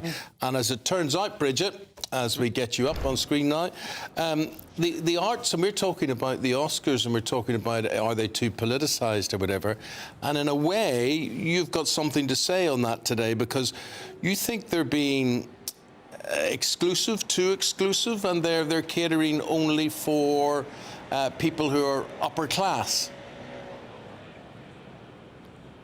My worry is that too few state-educated kids are getting the opportunity to study creative and vocational subjects, and that's having an impact in terms of their ability to go on to careers in music, in drama, and much more besides. And that has to change. And we've seen a real squeezing out of those creative subjects in recent years in our schools, and parents tell me just how unhappy they are about that. And I'm determined that if we win the election, the next Labour government will turn that around. And how will you do that? I mean, a lot of people would say at the moment, you know, maths isn't doing particularly well. We're seeing levels of reading not where they need to be. Are you going to be squeezing out these subjects in our state schools to make way for the arts? At what expense? We do need to see high and rising standards in our schools, and that applies to the important subjects of English and maths. Of course it does, absolutely. But alongside that, I want to make sure that our young people have a broad and balanced curriculum, so they do get the opportunity to study subjects such as art and drama and music, which increasingly is not the case. And sadly, it's only parents really at the moment who have got a bit of extra money who might be able to pay for some of those extra activities that their children are getting those opportunities, and too few kids in our state schools are. But you see, Bridget, I want to know how and why that is. If the arts are being squeezed, what are they being squeezed for? What is replacing the arts at school? Sorry, there's just some very loud and noisy distraction going on in there in the background. What I'm determined to deliver if we win the election is a review of the curriculum to take account of all of those factors. The change that we would make immediately is around one of the accountability measures by which schools are judged, the Progress 8 measure. So at the moment, creative and vocational subjects are not recognised in the way that I think they should be. I would insist that a creative or vocational subject is included up until the age of 16 in the way that schools are judged in those accountability measures. And that would make a difference in terms of opening up access to subjects such as music and art and drama to a much wider range of young people than is the case at the moment. And there are big benefits actually from those subjects in terms of wider academic performance as well. I don't think we should view it as one or the other. I want young people to get a really strong foundation on the basics, but I also want them to find opportunities to love and to enjoy creative and vocational subjects too.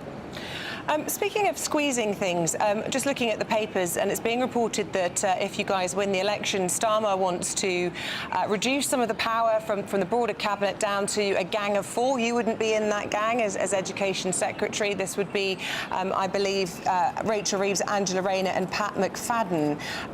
What would be behind trying to streamline power in this way, and how do you know the British public's in favour of it? This is about how we deliver on our priorities if we win the election right across government. So some of the challenges that we face as a country can't be solved by just one government department alone. They'll need us to work together, and they'll need us to have a really sharp focus on how we deliver on the priorities that we've set out as part of that election.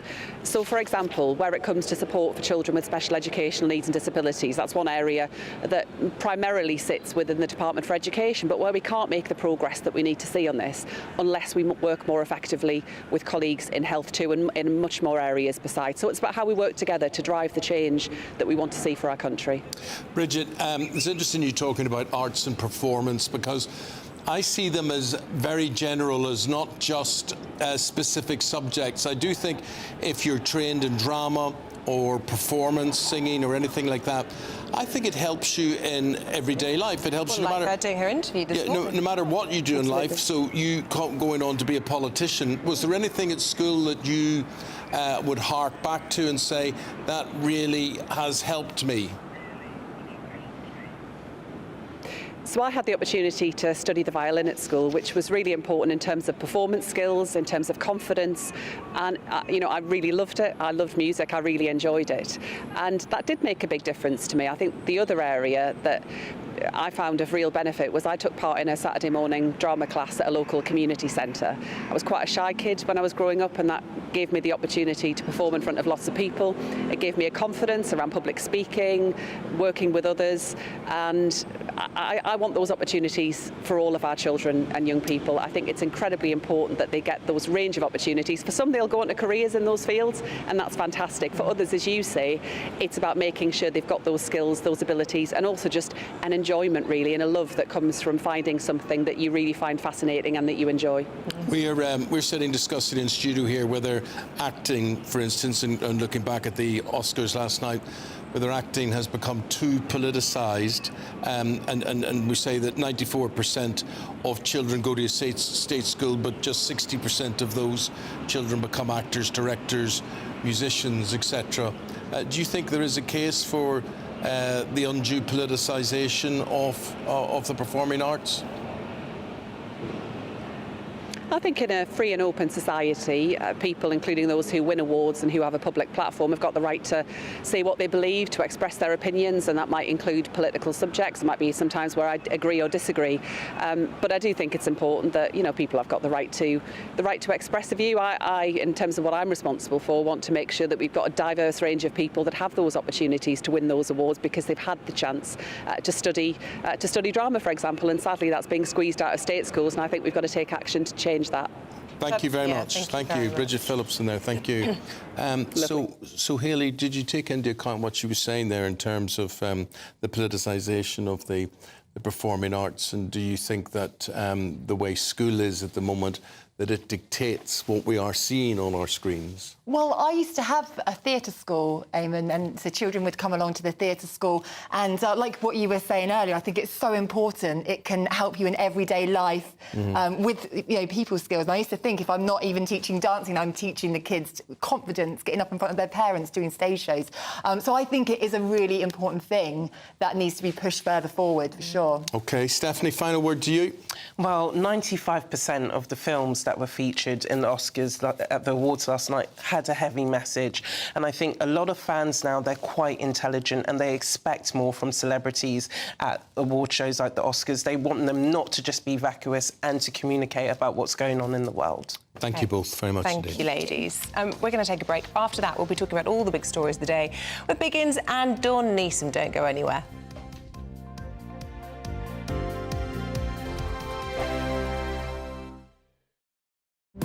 GB News is the home of free speech. We were created to champion it, and we deliver it day in, day out. Free speech allows us all to explore and debate openly the issues most important to us, our families, and of course, the British people. Having challenging conversations to enlighten each other. Which is why we hear all sides of the argument. We are the People's Channel. We will always stand by the freedom to express yourself. On TV, radio and online. This is GB News, Britain's news channel. I'm Michelle Dewberry, and I'm not here to tell you what to think. I'd much rather hear what you have to say. So, send in your opinions to gbviews@gbnews.com. Keep them clean, and you never know, I might read them out. With my panel here on Jubes & Co, we debate, we get stuck into the issues of the day on a show where all views are welcome, especially yours. GB News, the People's Channel, Britain's news channel. 2024, a battleground year. The year the nation decides. As the parties gear up their campaigns for the next general election. Who will be left standing when the British people make one of the biggest decisions of their lives? Who will rise? And who will fall? Let's find out together. For every moment, the highs, the lows, the twists and turns. We'll be with you for every step of this journey. In 2024, GB News is Britain's election channel. I think the most exciting bit for me is talking to people. People who I think are ignored often by the major news channels. We're going to give news they want to hear. There's a voice there that needs to be heard. I think there's a chance here for a diversity of opinion to be expressed, which you don't find elsewhere. It's really exciting. We don't hold back. We're free to say how decisions that are taken here affect us all around the country. Only on GB News, the People's Channel, Britain's news channel. I'm Andrew Doyle. Join me at 7 o'clock every Sunday night for Free Speech Nation, the show where I tackle the week's biggest stories in politics and current affairs with the help of my two comedian panellists and a variety of special guests. Free Speech Nation, Sunday nights from 7 on GB News, the People's Channel, Britain's news channel. Your weekend starts here with Friday Night Live with me, Mark Dolan, 8 till 9 on GB News. Big stories, big guests and big laughs as we get you ready for a cracking weekend. That's Friday Night Live with Mark Dolan. Fridays 8 till 9 on GB News. Bring your own drinks. The admission's free. Good afternoon, Britain. Good afternoon, Britain. Join us, Tom and Emily, To find out what's happening in the heart of Westminster. and why it matters to you. Weekdays from midday, we bring you the most compelling stories from across the United Kingdom. And from your doorstep to our inbox. That's right, we want to hear from you. GB News, Britain's news channel.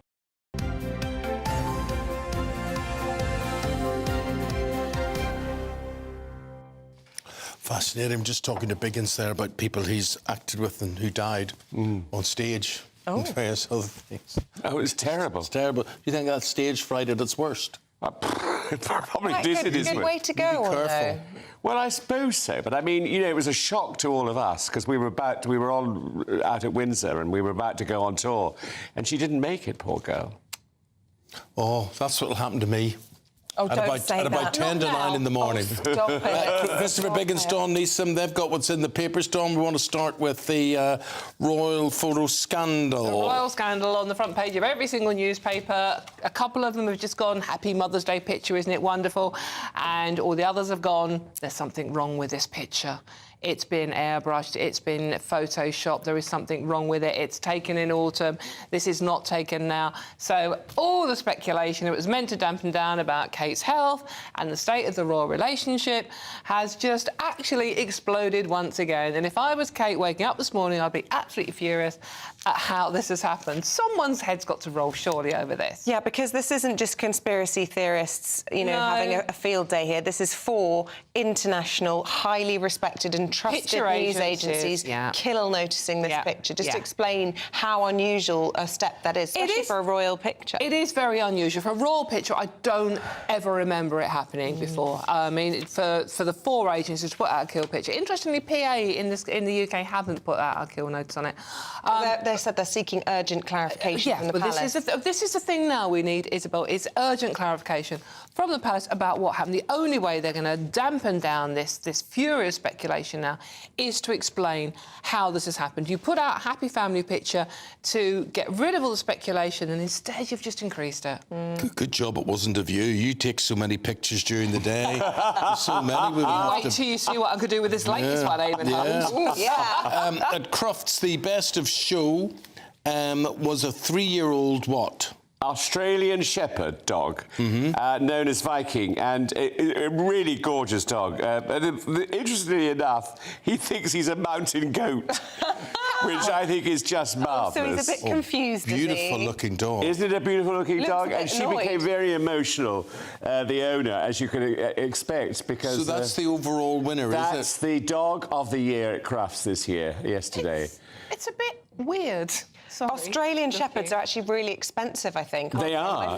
They really are. Quite unusual in this country. And it was an Irish judge for the first time, I believe, judging Best in Show. Oh, really? And she was talking about what an honour it was for her to be doing it. I do love Crufts. My dad messaged me last night saying, oh, it's the agility one, stick it on, because the kids just absolutely love what the dogs can do.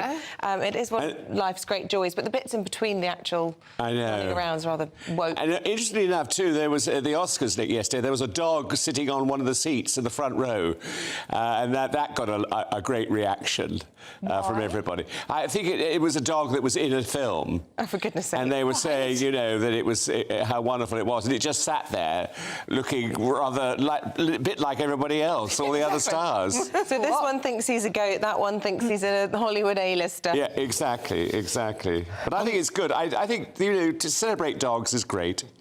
Hungry Not Brits. too inbred, you know, the ones with the squishy faces where I can't breathe. Dawn, hungry Brits reckon it is acceptable to eat a full roast dinner at the office. I love this story. Right, OK, so you're sitting watching the Oscars or Crufts last night and you're having a lovely, sort of, I don't know, a late roast dinner or a curry or a pizza. So you get up this morning, you go to work and you put it in your packed lunchbox and you take it to work and you eat it in the office or your workplace.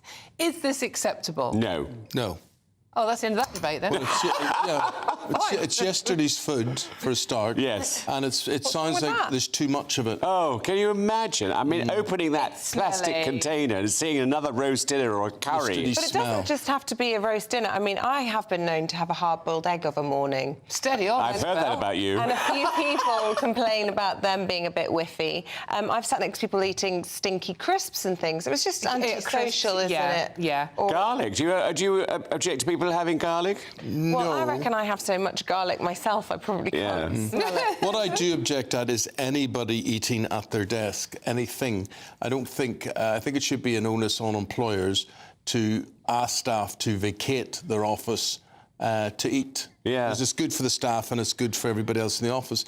And having worked in 24-hour environments all the time, when you come in and you come in at 4 in the morning and somebody's dinner from 10 o'clock the night before is on the table, it's not very nice, it's not very pleasant. I don't remember on a newspaper ever not eating a meal over my keyboard. Yeah. Literally every single meal was eaten literally on my desk because you just didn't have you didn't have time to go to the canteen. But it wasn't one that you'd taken from the day before, No, it wasn't, no. Good to eat your leftovers, better not to throw it away. Well, we're going to have a bite to eat, and we're going to be back after these quick ads in this very short commercial break.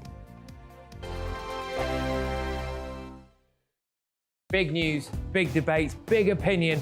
Patrick Christys Tonight is the week's biggest show. Every weekday, 9 to 11 p.m, we've got the inside track on the day's top stories. There'll be sharp takes you won't get anywhere else. We will set the news agenda, not just follow it, and I want to bring you along for the ride. Whatever it is, we'll have our finger on the pulse. It's news, but it's this close to entertainment. Patrick Christys Tonight, 9 to 11 p.m, only on GB News, the People's Channel, Britain's news channel. GB News is the home of free speech. We were created to champion it, and we deliver it day in, day out. Free speech allows us all to explore and debate openly the issues most important to us, our families, and of course, the British people. Having challenging conversations to enlighten each other. Which is why we hear all sides of the argument. We are the People's Channel. We will always stand by the freedom to express yourself. On TV, radio and online. This is GB News, Britain's news channel. GB News Breakfast. Every day from 6 a.m. Look, you're a respected royal biographer, and there are so many people who are on the sort of royal gravy train, if you will, people who are making a career out of gossip and speculation. But yours very much built on confidence and sources and facts. And you don't offer an opinion that often inside your book. But when you do, I suppose, therefore, it carries a bit more weight. So when you say that the Sussexes are easily offended and, you know, effectively pretty prickly, what do you mean and what have you based that on? Well, on numerous their riposte to any given situation in their books, in their TV interviews. And let's not forget, there have been a lot of TV interviews, 6-part Netflix drama, Spare. You see time and again that they feel that they feel resentful. They feel that, you know, something hasn't gone their way and that this is part of some sort of calculated campaign against them. And actually, I mean, when you've got a fast-moving story, I mean, for example, in my book, I go into those frantic hours after the death of the Queen, and everybody's trying to sort themselves out.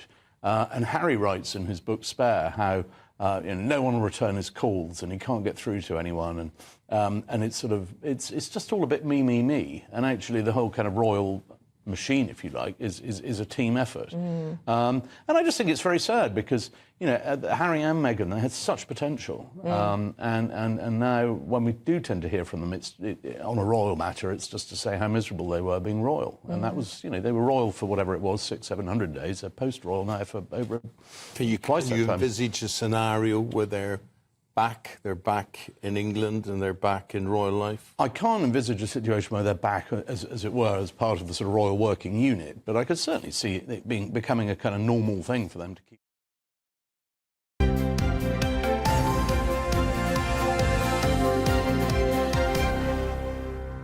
Biggins and Dawn are reviewing the papers this morning. And Biggins, let's talk about town hall spending. There's a lot of criticism of this recently. Well, I mean, it's ridiculous. Apparently £52 million of taxpayers' cash has been spent on local authorities on equality, diversity and inclusion rules. I mean, you know, what is our society like now? But, my friend, could I ask you, as a gay man, as an openly gay man, yes. It could be argued that a lot of these measures are here to protect someone like you. You obviously feel you don't need them. No. And why not, and who does need them? Well, I think a tiny minority of people who fight for them. You know, they want to be seen and they want to be tested and they want to be people to know what it is.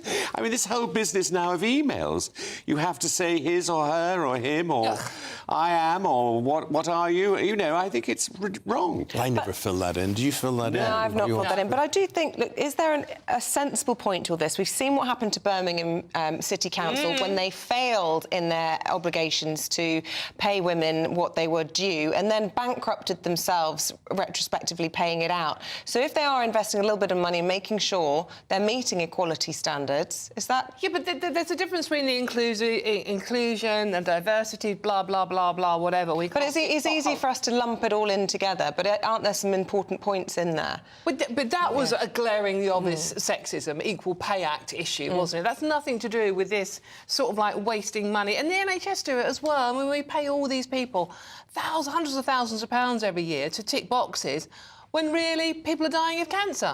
I mean, you know, and not getting the treatment they need. Mad. What about this faulty Home Office IT, Dawn? Another day, another computer system letting us down. Home Office seems to be beset with these sorts of problems. What's the latest? Yeah, basically, this is a system called Atlas, which is installed in the Home Office, which, as you say, are having huge issues. And we can't process migrants, the staff are all sort of like either having mental health issues or working from home.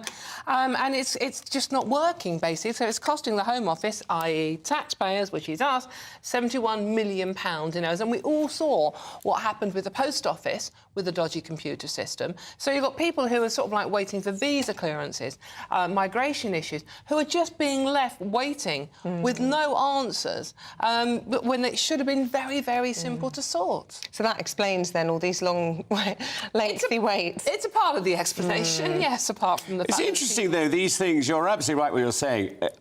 Years and years ago, everything ran very smoothly. Yeah. Suddenly, it's now, when you'd think it was going to be better. But I suppose that's because the complexity wasn't there. I mean, it was a relatively simple system, you know, hand-controlled, whatever.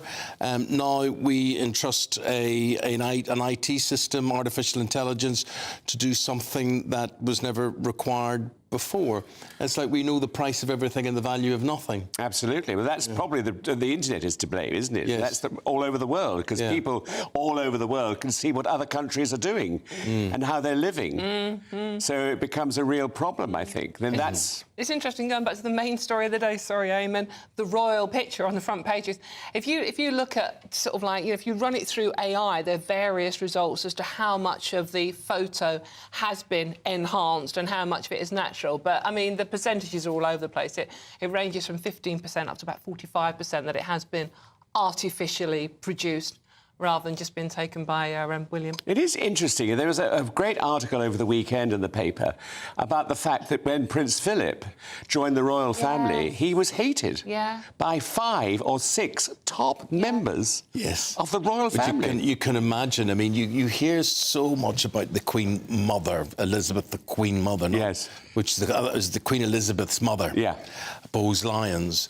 And apparently she was insufferable, and you just look at her, and you think, you know, you can just imagine her. She liked to drink, she liked to smoke, whatever it is.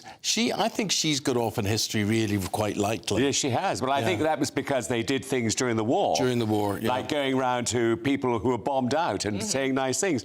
But Queen Mary was even worse. Yes, that was... No, it wasn't her mother. That was the father's mother. That was father's mother. And she was renowned. She'd go and visit people in their homes, and she'd say, "Oh, I do like that mug," and it had to be sent round. She had, and people used to hide things. Really? Yes, and they would hide paintings and expensive silver. Thought she was entitled to anything. But you not know celebs like that. I mean, I knew celebs when people used to. When we were in the year of signing cheques, I knew people who would insist on paying for everything. Oh yes, so they wouldn't cash them, and they wouldn't cash. That's right. That is true. Absolutely. People would frame the cheque and put it behind the bar wall and things like that. But that generation of royals treated Philip, when he first came into them, a bit like people accuse Meghan of being treated now. Yeah, exactly. It's been going on forever. Well, you can't go on forever. We've got to end you two there. Really enjoyable, folks. Thanks very much indeed. Here's your weather. Looks like things are heating up.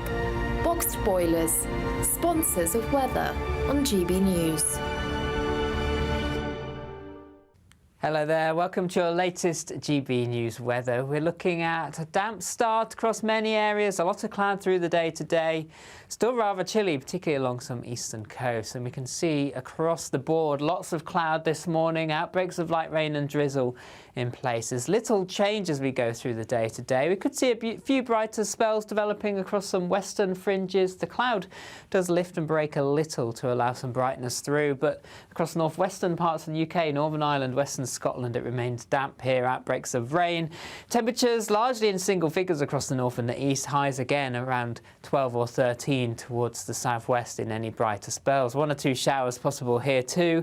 Then through this evening and overnight, there remains a lot of cloud, and then all eyes on the Atlantic as weather systems start to move in. We see outbreaks of rain spreading into Northern Ireland, later on into Wales and southwest England. Some clear spells developing across the north and the east, and here temperatures dipping away, but further west rising as the rain moves in.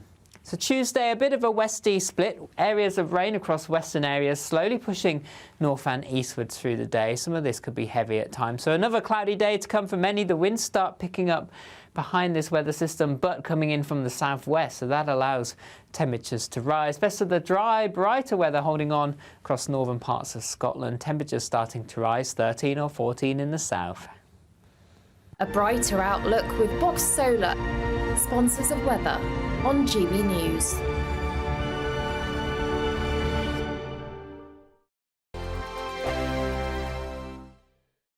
We've got cash, treats and a spring shopping spree to be won in a great British giveaway. You could win an amazing £12,345 in tax-free cash. Plus there's a further £500 of shopping vouchers to spend at your favourite store. We'll also give you a gadget package to use in your garden this spring. That includes a games console, a pizza oven and a portable smart speaker, so you can listen to GB News on the go. For another chance to win the vouchers, the treats and £12,345 in tax-free cash, text GBWIN to 84902. Text costs £2 plus 1 standard network rate message. Or post your name and number to GB03 PO Box 8690 Derby DE1 9TT.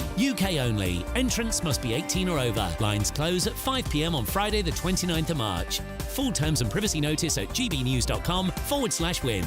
Please check the closing time if watching or listening on demand. Good luck. Dubes & Co.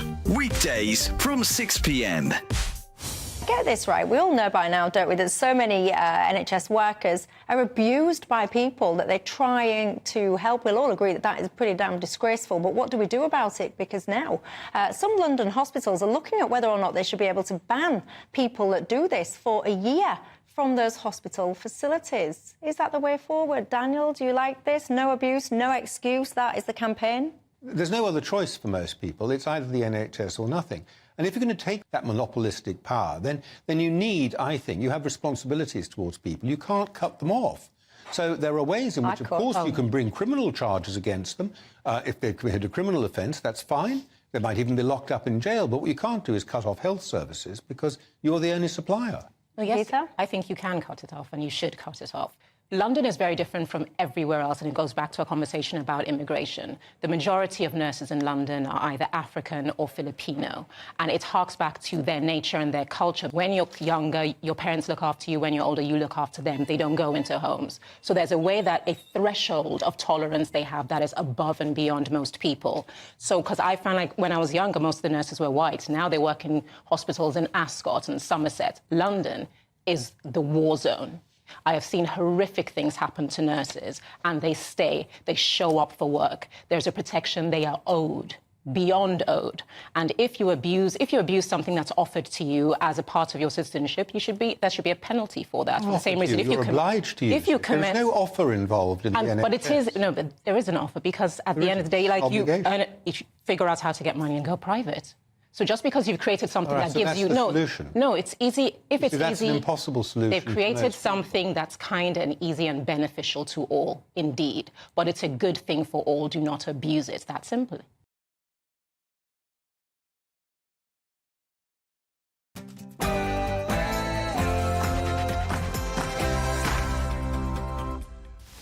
A very good morning to you. It is fast approaching 9 o'clock. It's Monday, the 11th of March, and you're very welcome to Breakfast with Eamonn Holmes and Isabel Webster. In our news this morning and leading it, headache for the royal family. as news agencies ban the Mother's Day picture of the Princess of Wales amid concerns it has been altered. The photo, which was meant to quash the conspiracy theories around the Princess of Wales's health, has only added fuel to the fire. Kensington Palace have not commented yet. More details shortly. 3 former Conservative Home Secretaries have warned against politicising the term extremism as the government seeks to redefine it this week. Michael Gove prepares a new crackdown on hate marches with a new definition of extremism, but will it work? An Oppenheimer sweep at the Academy Awards last night. We've been discussing whether they have now become too political. Let us know what you think. Hello, good morning. It is a cloudy and damp start for many of us, but will it improve? Will it brighten up as we go through the day? Find out all the weather details coming up soon.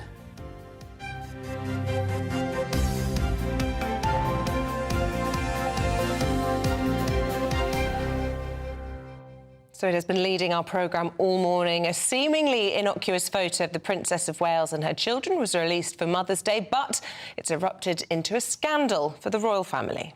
Kensington Palace is under fire as the picture has now been removed from at least 4 major photo agencies over what they're saying are manipulation fears. Yeah, that is whether or not the image has been photoshopped. Well, the picture was released yesterday morning and it marked the first official photograph of the Princess of Wales since her abdominal surgery in January.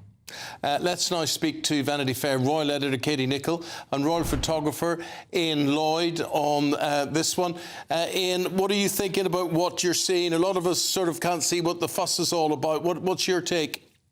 Well, I thought that when I saw the pictures, I thought, what great pictures. I mean, trying to get 3 teenage, well, they're not quite teenage, are they? But three children to all smile so wonderfully and Kate to look so good is a cracking picture emotionally.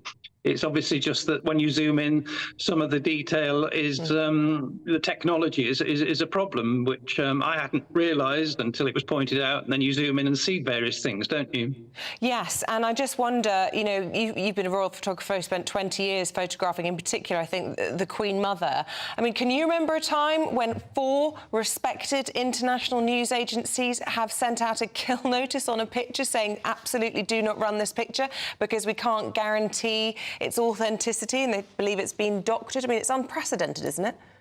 Yeah, and I think it's a bit of an overreaction, to be honest. I mean, I think it's always gone on, manipulation. I mean, I bought some photographs of Queen Victoria last year at auction, and these were undoctored, so she looked very old. I mean, with bags under her eyes and lines and everything. In those days, they did it in the processing. You know, when they were printing the picture, they would remove wrinkles and so on. It's always gone on, and it was treated digitally. In the digital age, it was treated quite lightly. I mean, there was a funny incident when it was Prince Edward's wedding in 1999. Prince William was a guest and the official photographer swapped his head. They had he was so miserable in the group shot that they found a nice picture at the same occasion of him smiling, so superimposed that onto the photograph. I mean, it's always gone on, but it's always been treated quite lightly. We know it goes on and we do it ourselves, don't we? Well, see, Katie, it's fascinating hearing that come from Ian's lips and his experience of things. It's always gone on. He said he felt it's been a bit of an overreaction. I must admit, I think it's a bit of an overreaction as well. What's your take? Well, I think yes, had you not had days of speculation on where the Princess of Wales was, she hasn't been seen in public for 76 days. The internet just almost ran away with itself and things just got out of control, and then she was papped, or sometimes people don't even think it was her that was papped, but papped, being driven by her mother in a car the first time that she'd been seen since Christmas. And I think the whole point was this photograph was intended to sort of quash all of those conspiracy rumours, to make us all feel, OK, she's fine, she's clearly still in recovery, but she's fine. And now all the speculation as to how much of it has been digitally manipulated. So, yes, digital manipulation, airbrushing, it may go back all of those years, but I think it's just the significance of it happening now, and people have been quite quick to point out discrepancies, not just with Charlotte's wrist and her sleeve as it appears, but the fact that the tree in the background is fully green. There's a sort of discrepancy over Louis's finger. So I think the best thing is for the palace to just come out and clarify what's happened. If they can do that this morning, just appease everybody. We can then go on and focus on the Commonwealth Day service, which is happening later on this afternoon, which is really, really important. We're going to hear the first broadcast from the King since his cancer diagnosis. And yet you can bet your bottom dollar that it's not just this breakfast news programme. I mean, I'm about to go to Buckingham Palace broadcast for NBC. They're running. And they're not running on the Commonwealth. They're running on this story. Yeah. So you've got to quash it. It could be a really simple digital error here. So let's just make that clear and stamp it out. So they've got to nip it in the bud. Let's get a thought from Ian Lloyd about, how photography's changed and, why it is important that we know what we're looking at and that people are honest, I guess, if they are altering a picture. Because, here we are in election year all around the world. We've seen AI pictures of President Trump being superimposed with all sorts of different situations. We've seen the Pope, haven't we, out in a puffer jacket. People are entitled to know that what they're looking at is real. And if something's been changed, don't we have the right to know? And can the palace still control the narrative with pictures when we can all make these tweaks, even just with one of these, our mobile phones? Absolutely, yeah. I mean, I remember a story of Princess Margaret in Africa, and she was within I don't know, quite a few hundred yards of a rhinoceros, and the photographer cropped that so that she was apparently quite near it, and that gave an impression that it was a dangerous situation, and therefore sold a photograph. That kind of thing has always happened, and to sell images, I suppose. But well, what about that, Katie? Do you think that the palace can still control the narrative in the modern digital age, given that we can all alter our pictures so easily and we're all such experts in it? Well, look, I think when you look to their very slick social media operation, the amazing videos that they put out, we'll be on engagements, and within minutes of that, a fabulous video is going out. So can they control the narrative? Yes, they can.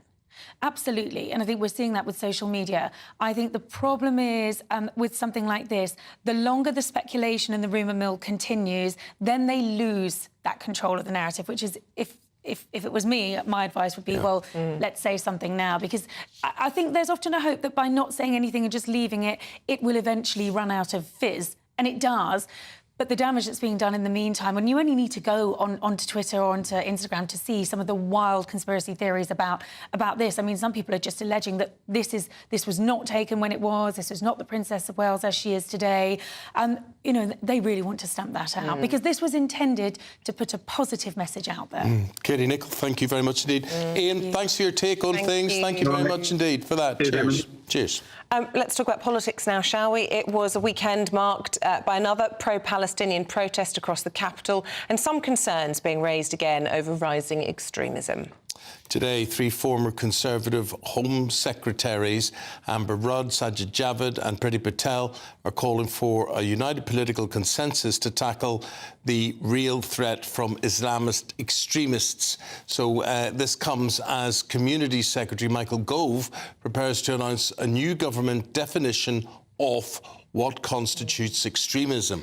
Well, we're now joined by GB News political editor Christopher Hope. Is this dangerous territory when you've got 3 former Conservative Home Secretaries, indeed former Defence Secretary Michael Portillo, all urging caution that there can be unintended consequences when you make these definitions because, hey, they'll be out of power before long and you could see the likes of Jacob Rees-Mogg or people in favour of Brexit being branded extremists? Morning, Isabel. Morning, Eamonn. Yeah, well, Brexit could be one. Well, the critics would say that was extreme, but others would say it was democracy at work. But let's move on from Brexit.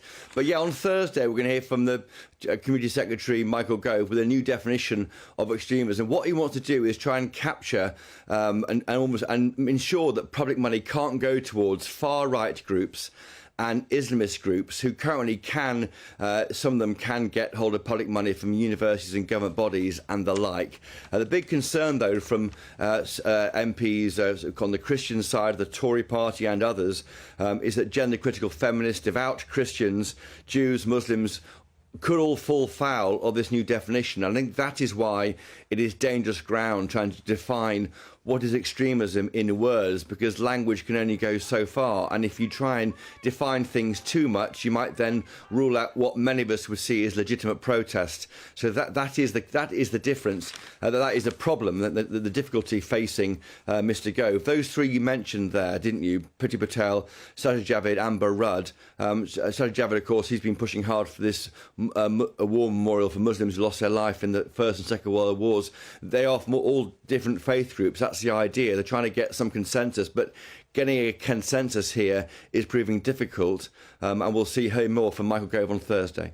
Christopher, we're getting word Reform are putting together a press conference for 10:30 this morning. Richard Tice will make an announcement. I've got my own theories on what that might be. Are you able to shed any light for us, or what we can expect to hear? Well, we don't know. We just don't know yet. I'll be there for GB News' viewers at 10:30. There's been speculation about talks between Richard Tice and Lee Anderson in the past. We broke news of that, of a meeting at a service station on the M1 2 weeks ago.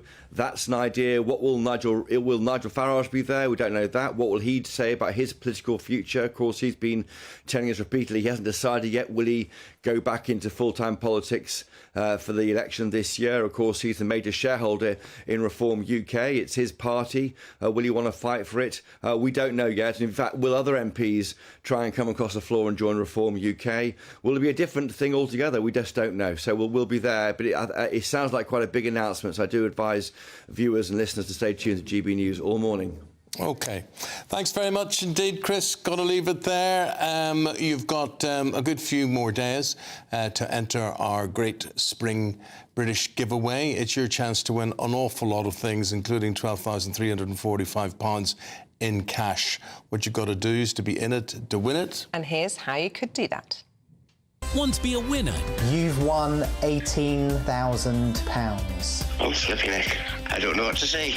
Enter our massive spring giveaway with 3 big seasonal prizes to be won. There's £12,345 in tax-free cash to give your finances a spring boost. We'll also send you on a shopping spree with £500 worth of vouchers to spend in the store of your choice. You'll also get a garden gadget package. For another chance to win the vouchers, the treats and £12,345 in tax-free cash, text GBWIN to 84902. Text costs £2 plus 1 standard network rate message. Or post your name and number to GB03 PO Box 8690 Derby DE1 9TT. UK only. Entrance must be 18 or over. Lines close at 5 p.m. on Friday the 29th of March.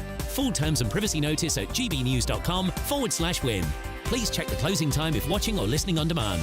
Good luck. And what a good spring that could turn out to be if you're to enter that and win it. 9:30. Andrew and Bev, what have you got in store? I presume you're talking about the great snap. Yeah, but we're going to talk first. Big story breaking on our time. Big press conference with Reform UK. Richard Tice, the leader. They're saying it's a big announcement. There's going to be a lot of speculation about what that's going to be. I don't want to talk about it. Why? No, well, just leave it till 10:30.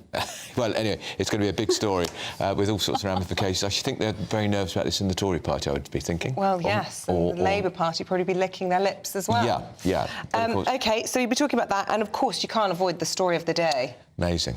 What a mess up. How many changes were made to that photograph? Look, people think, who cares, it's just a bit of photoshopping. This photo was put out to stop the speculation that the Princess of Wales is very poorly.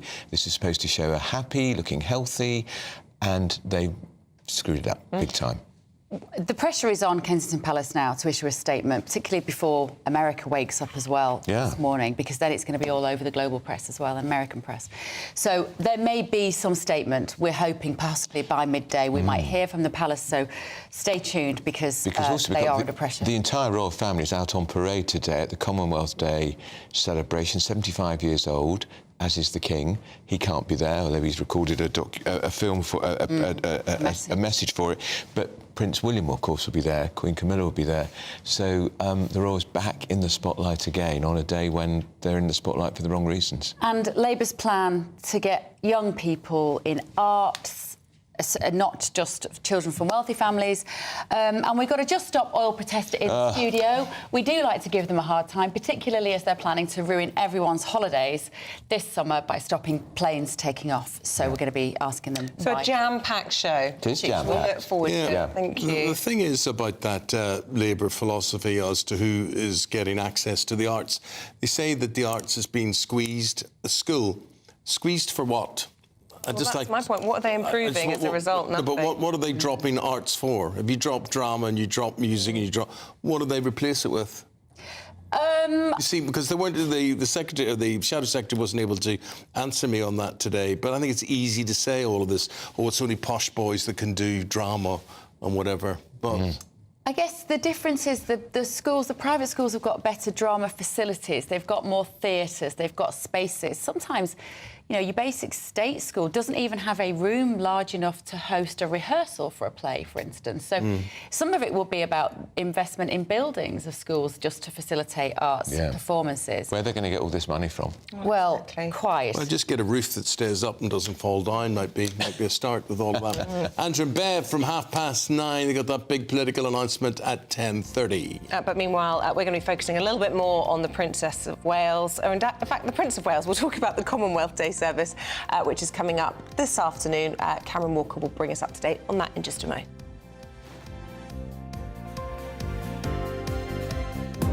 GB News is the home of free speech. We were created to champion it, and we deliver it day in, day out. Free speech allows us all to explore and debate openly the issues most important to us, our families, and of course, the British people. Having challenging conversations to enlighten each other. Which is why we hear all sides of the argument. We are the People's Channel.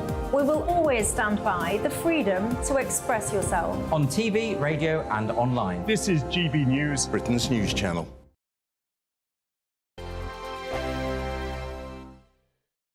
I'm Christopher Hope. And I'm Gloria Di Piero, bringing you PmQs live here on GB News. Every Wednesday, we'll bring you live coverage of Prime Minister's questions when Rishi Sunak and Sir Keir Starmer go head-to-head in the House of Commons. We'll be asking our viewers and listeners to submit the questions that they would like to put to the Prime Minister, and we'll put that to our panel of top politicians in our Westminster studio. That's PmQs live here on GB News, Britain's election channel. I think the most exciting bit for me is talking to people. People who I think are ignored often by the major news channels.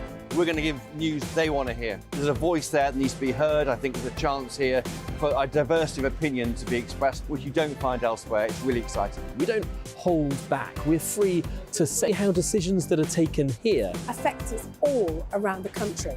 Only on GB News, the People's Channel, Britain's news channel.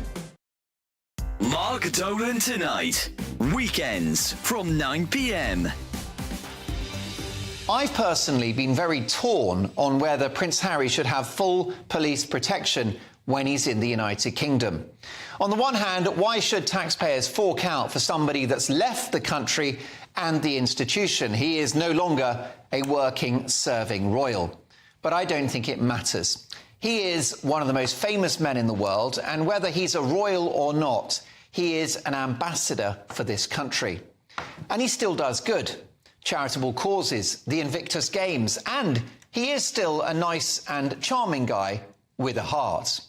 And whilst he has left the royal family and departed these shores, he was and remains the son of King Charles. That is a biological fact. Well, let's hope so.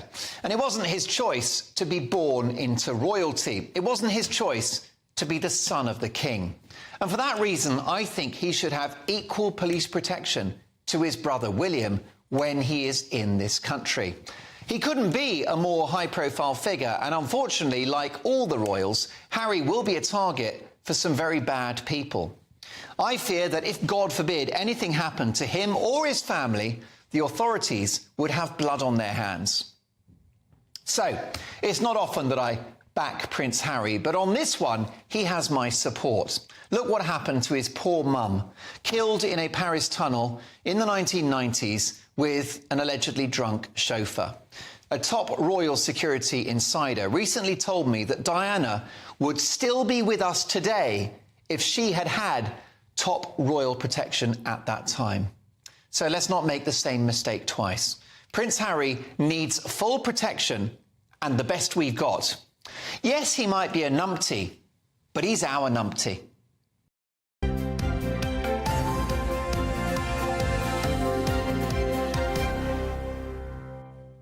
Now, it was one of the late Queen's biggest legacies, the Commonwealth, and today the King will pledge to continue to serve the group best known for all the work they do with the Commonwealth. So who's going? Senior royals, excluding the King and the Princess of Wales, will attend the service. It's a celebration at Westminster Abbey. Queen Camilla is expected to lead the family. And despite not attending, the King will still take part through a recorded message. Cameron Walker can tell us more. He joins us from the location. Good morning to you, Cameron. So first of all, the King very keen to be involved, although he can't be there in person. Good morning, Isabel. Absolutely. This is an incredibly important event in the royal calendar. The Commonwealth is celebrating its 75th anniversary this year, and King Charles is head of the Commonwealth, 56 independent nations who work together for prosperity, peace and democracy. And in His Majesty's video message, which will be played at the Westminster Abbey service today, he said he's going to say that the Commonwealth is a precious source of continued strength, inspiration and pride. But the line that's got everybody talking this morning is that the King says he will continue to serve to the best of my ability. Now, that phrase is very interesting because the late Queen Elizabeth II used that exact phrase, serving to the best of my ability, during her thank you message at the Platinum Jubilee celebrations in June 2022. His Majesty the King, as we know, is not carrying out public engagements at the moment. He is receiving regular treatment for an undisclosed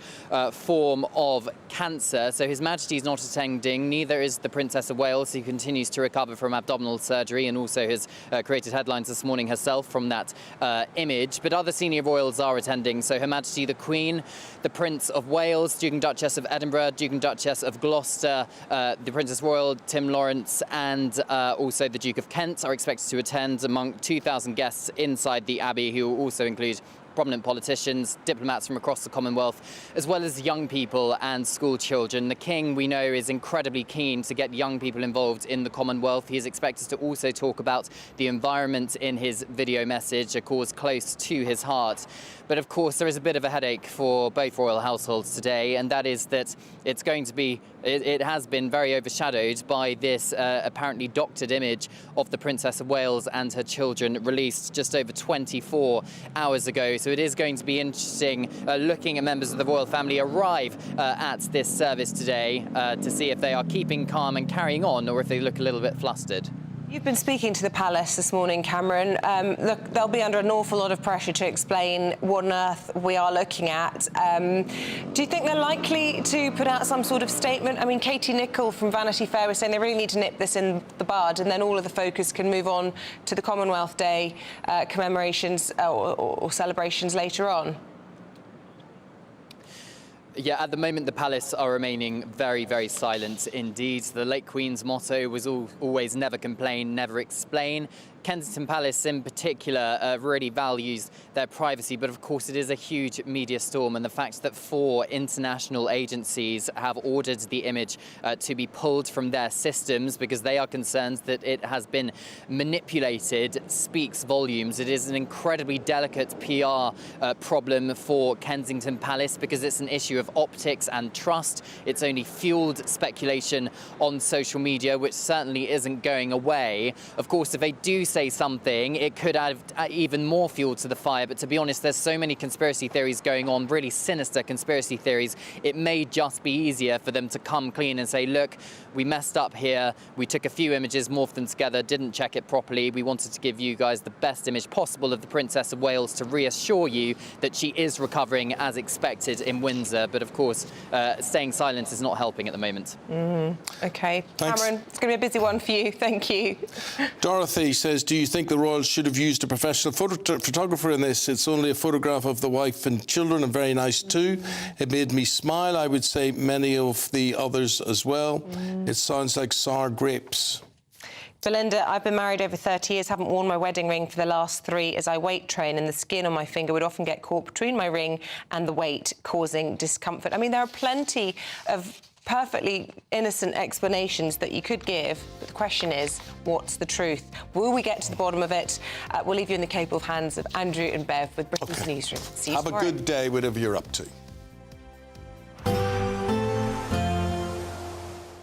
Hello there, welcome to your latest GB News weather. We're looking at a damp start across many areas, a lot of cloud through the day today. Still rather chilly, particularly along some eastern coasts, and we can see across the board lots of cloud this morning, outbreaks of light rain and drizzle in places. Little change as we go through the day today. We could see a few brighter spells developing across some western fringes. The cloud does lift and break a little to allow some brightness through, but across northwestern parts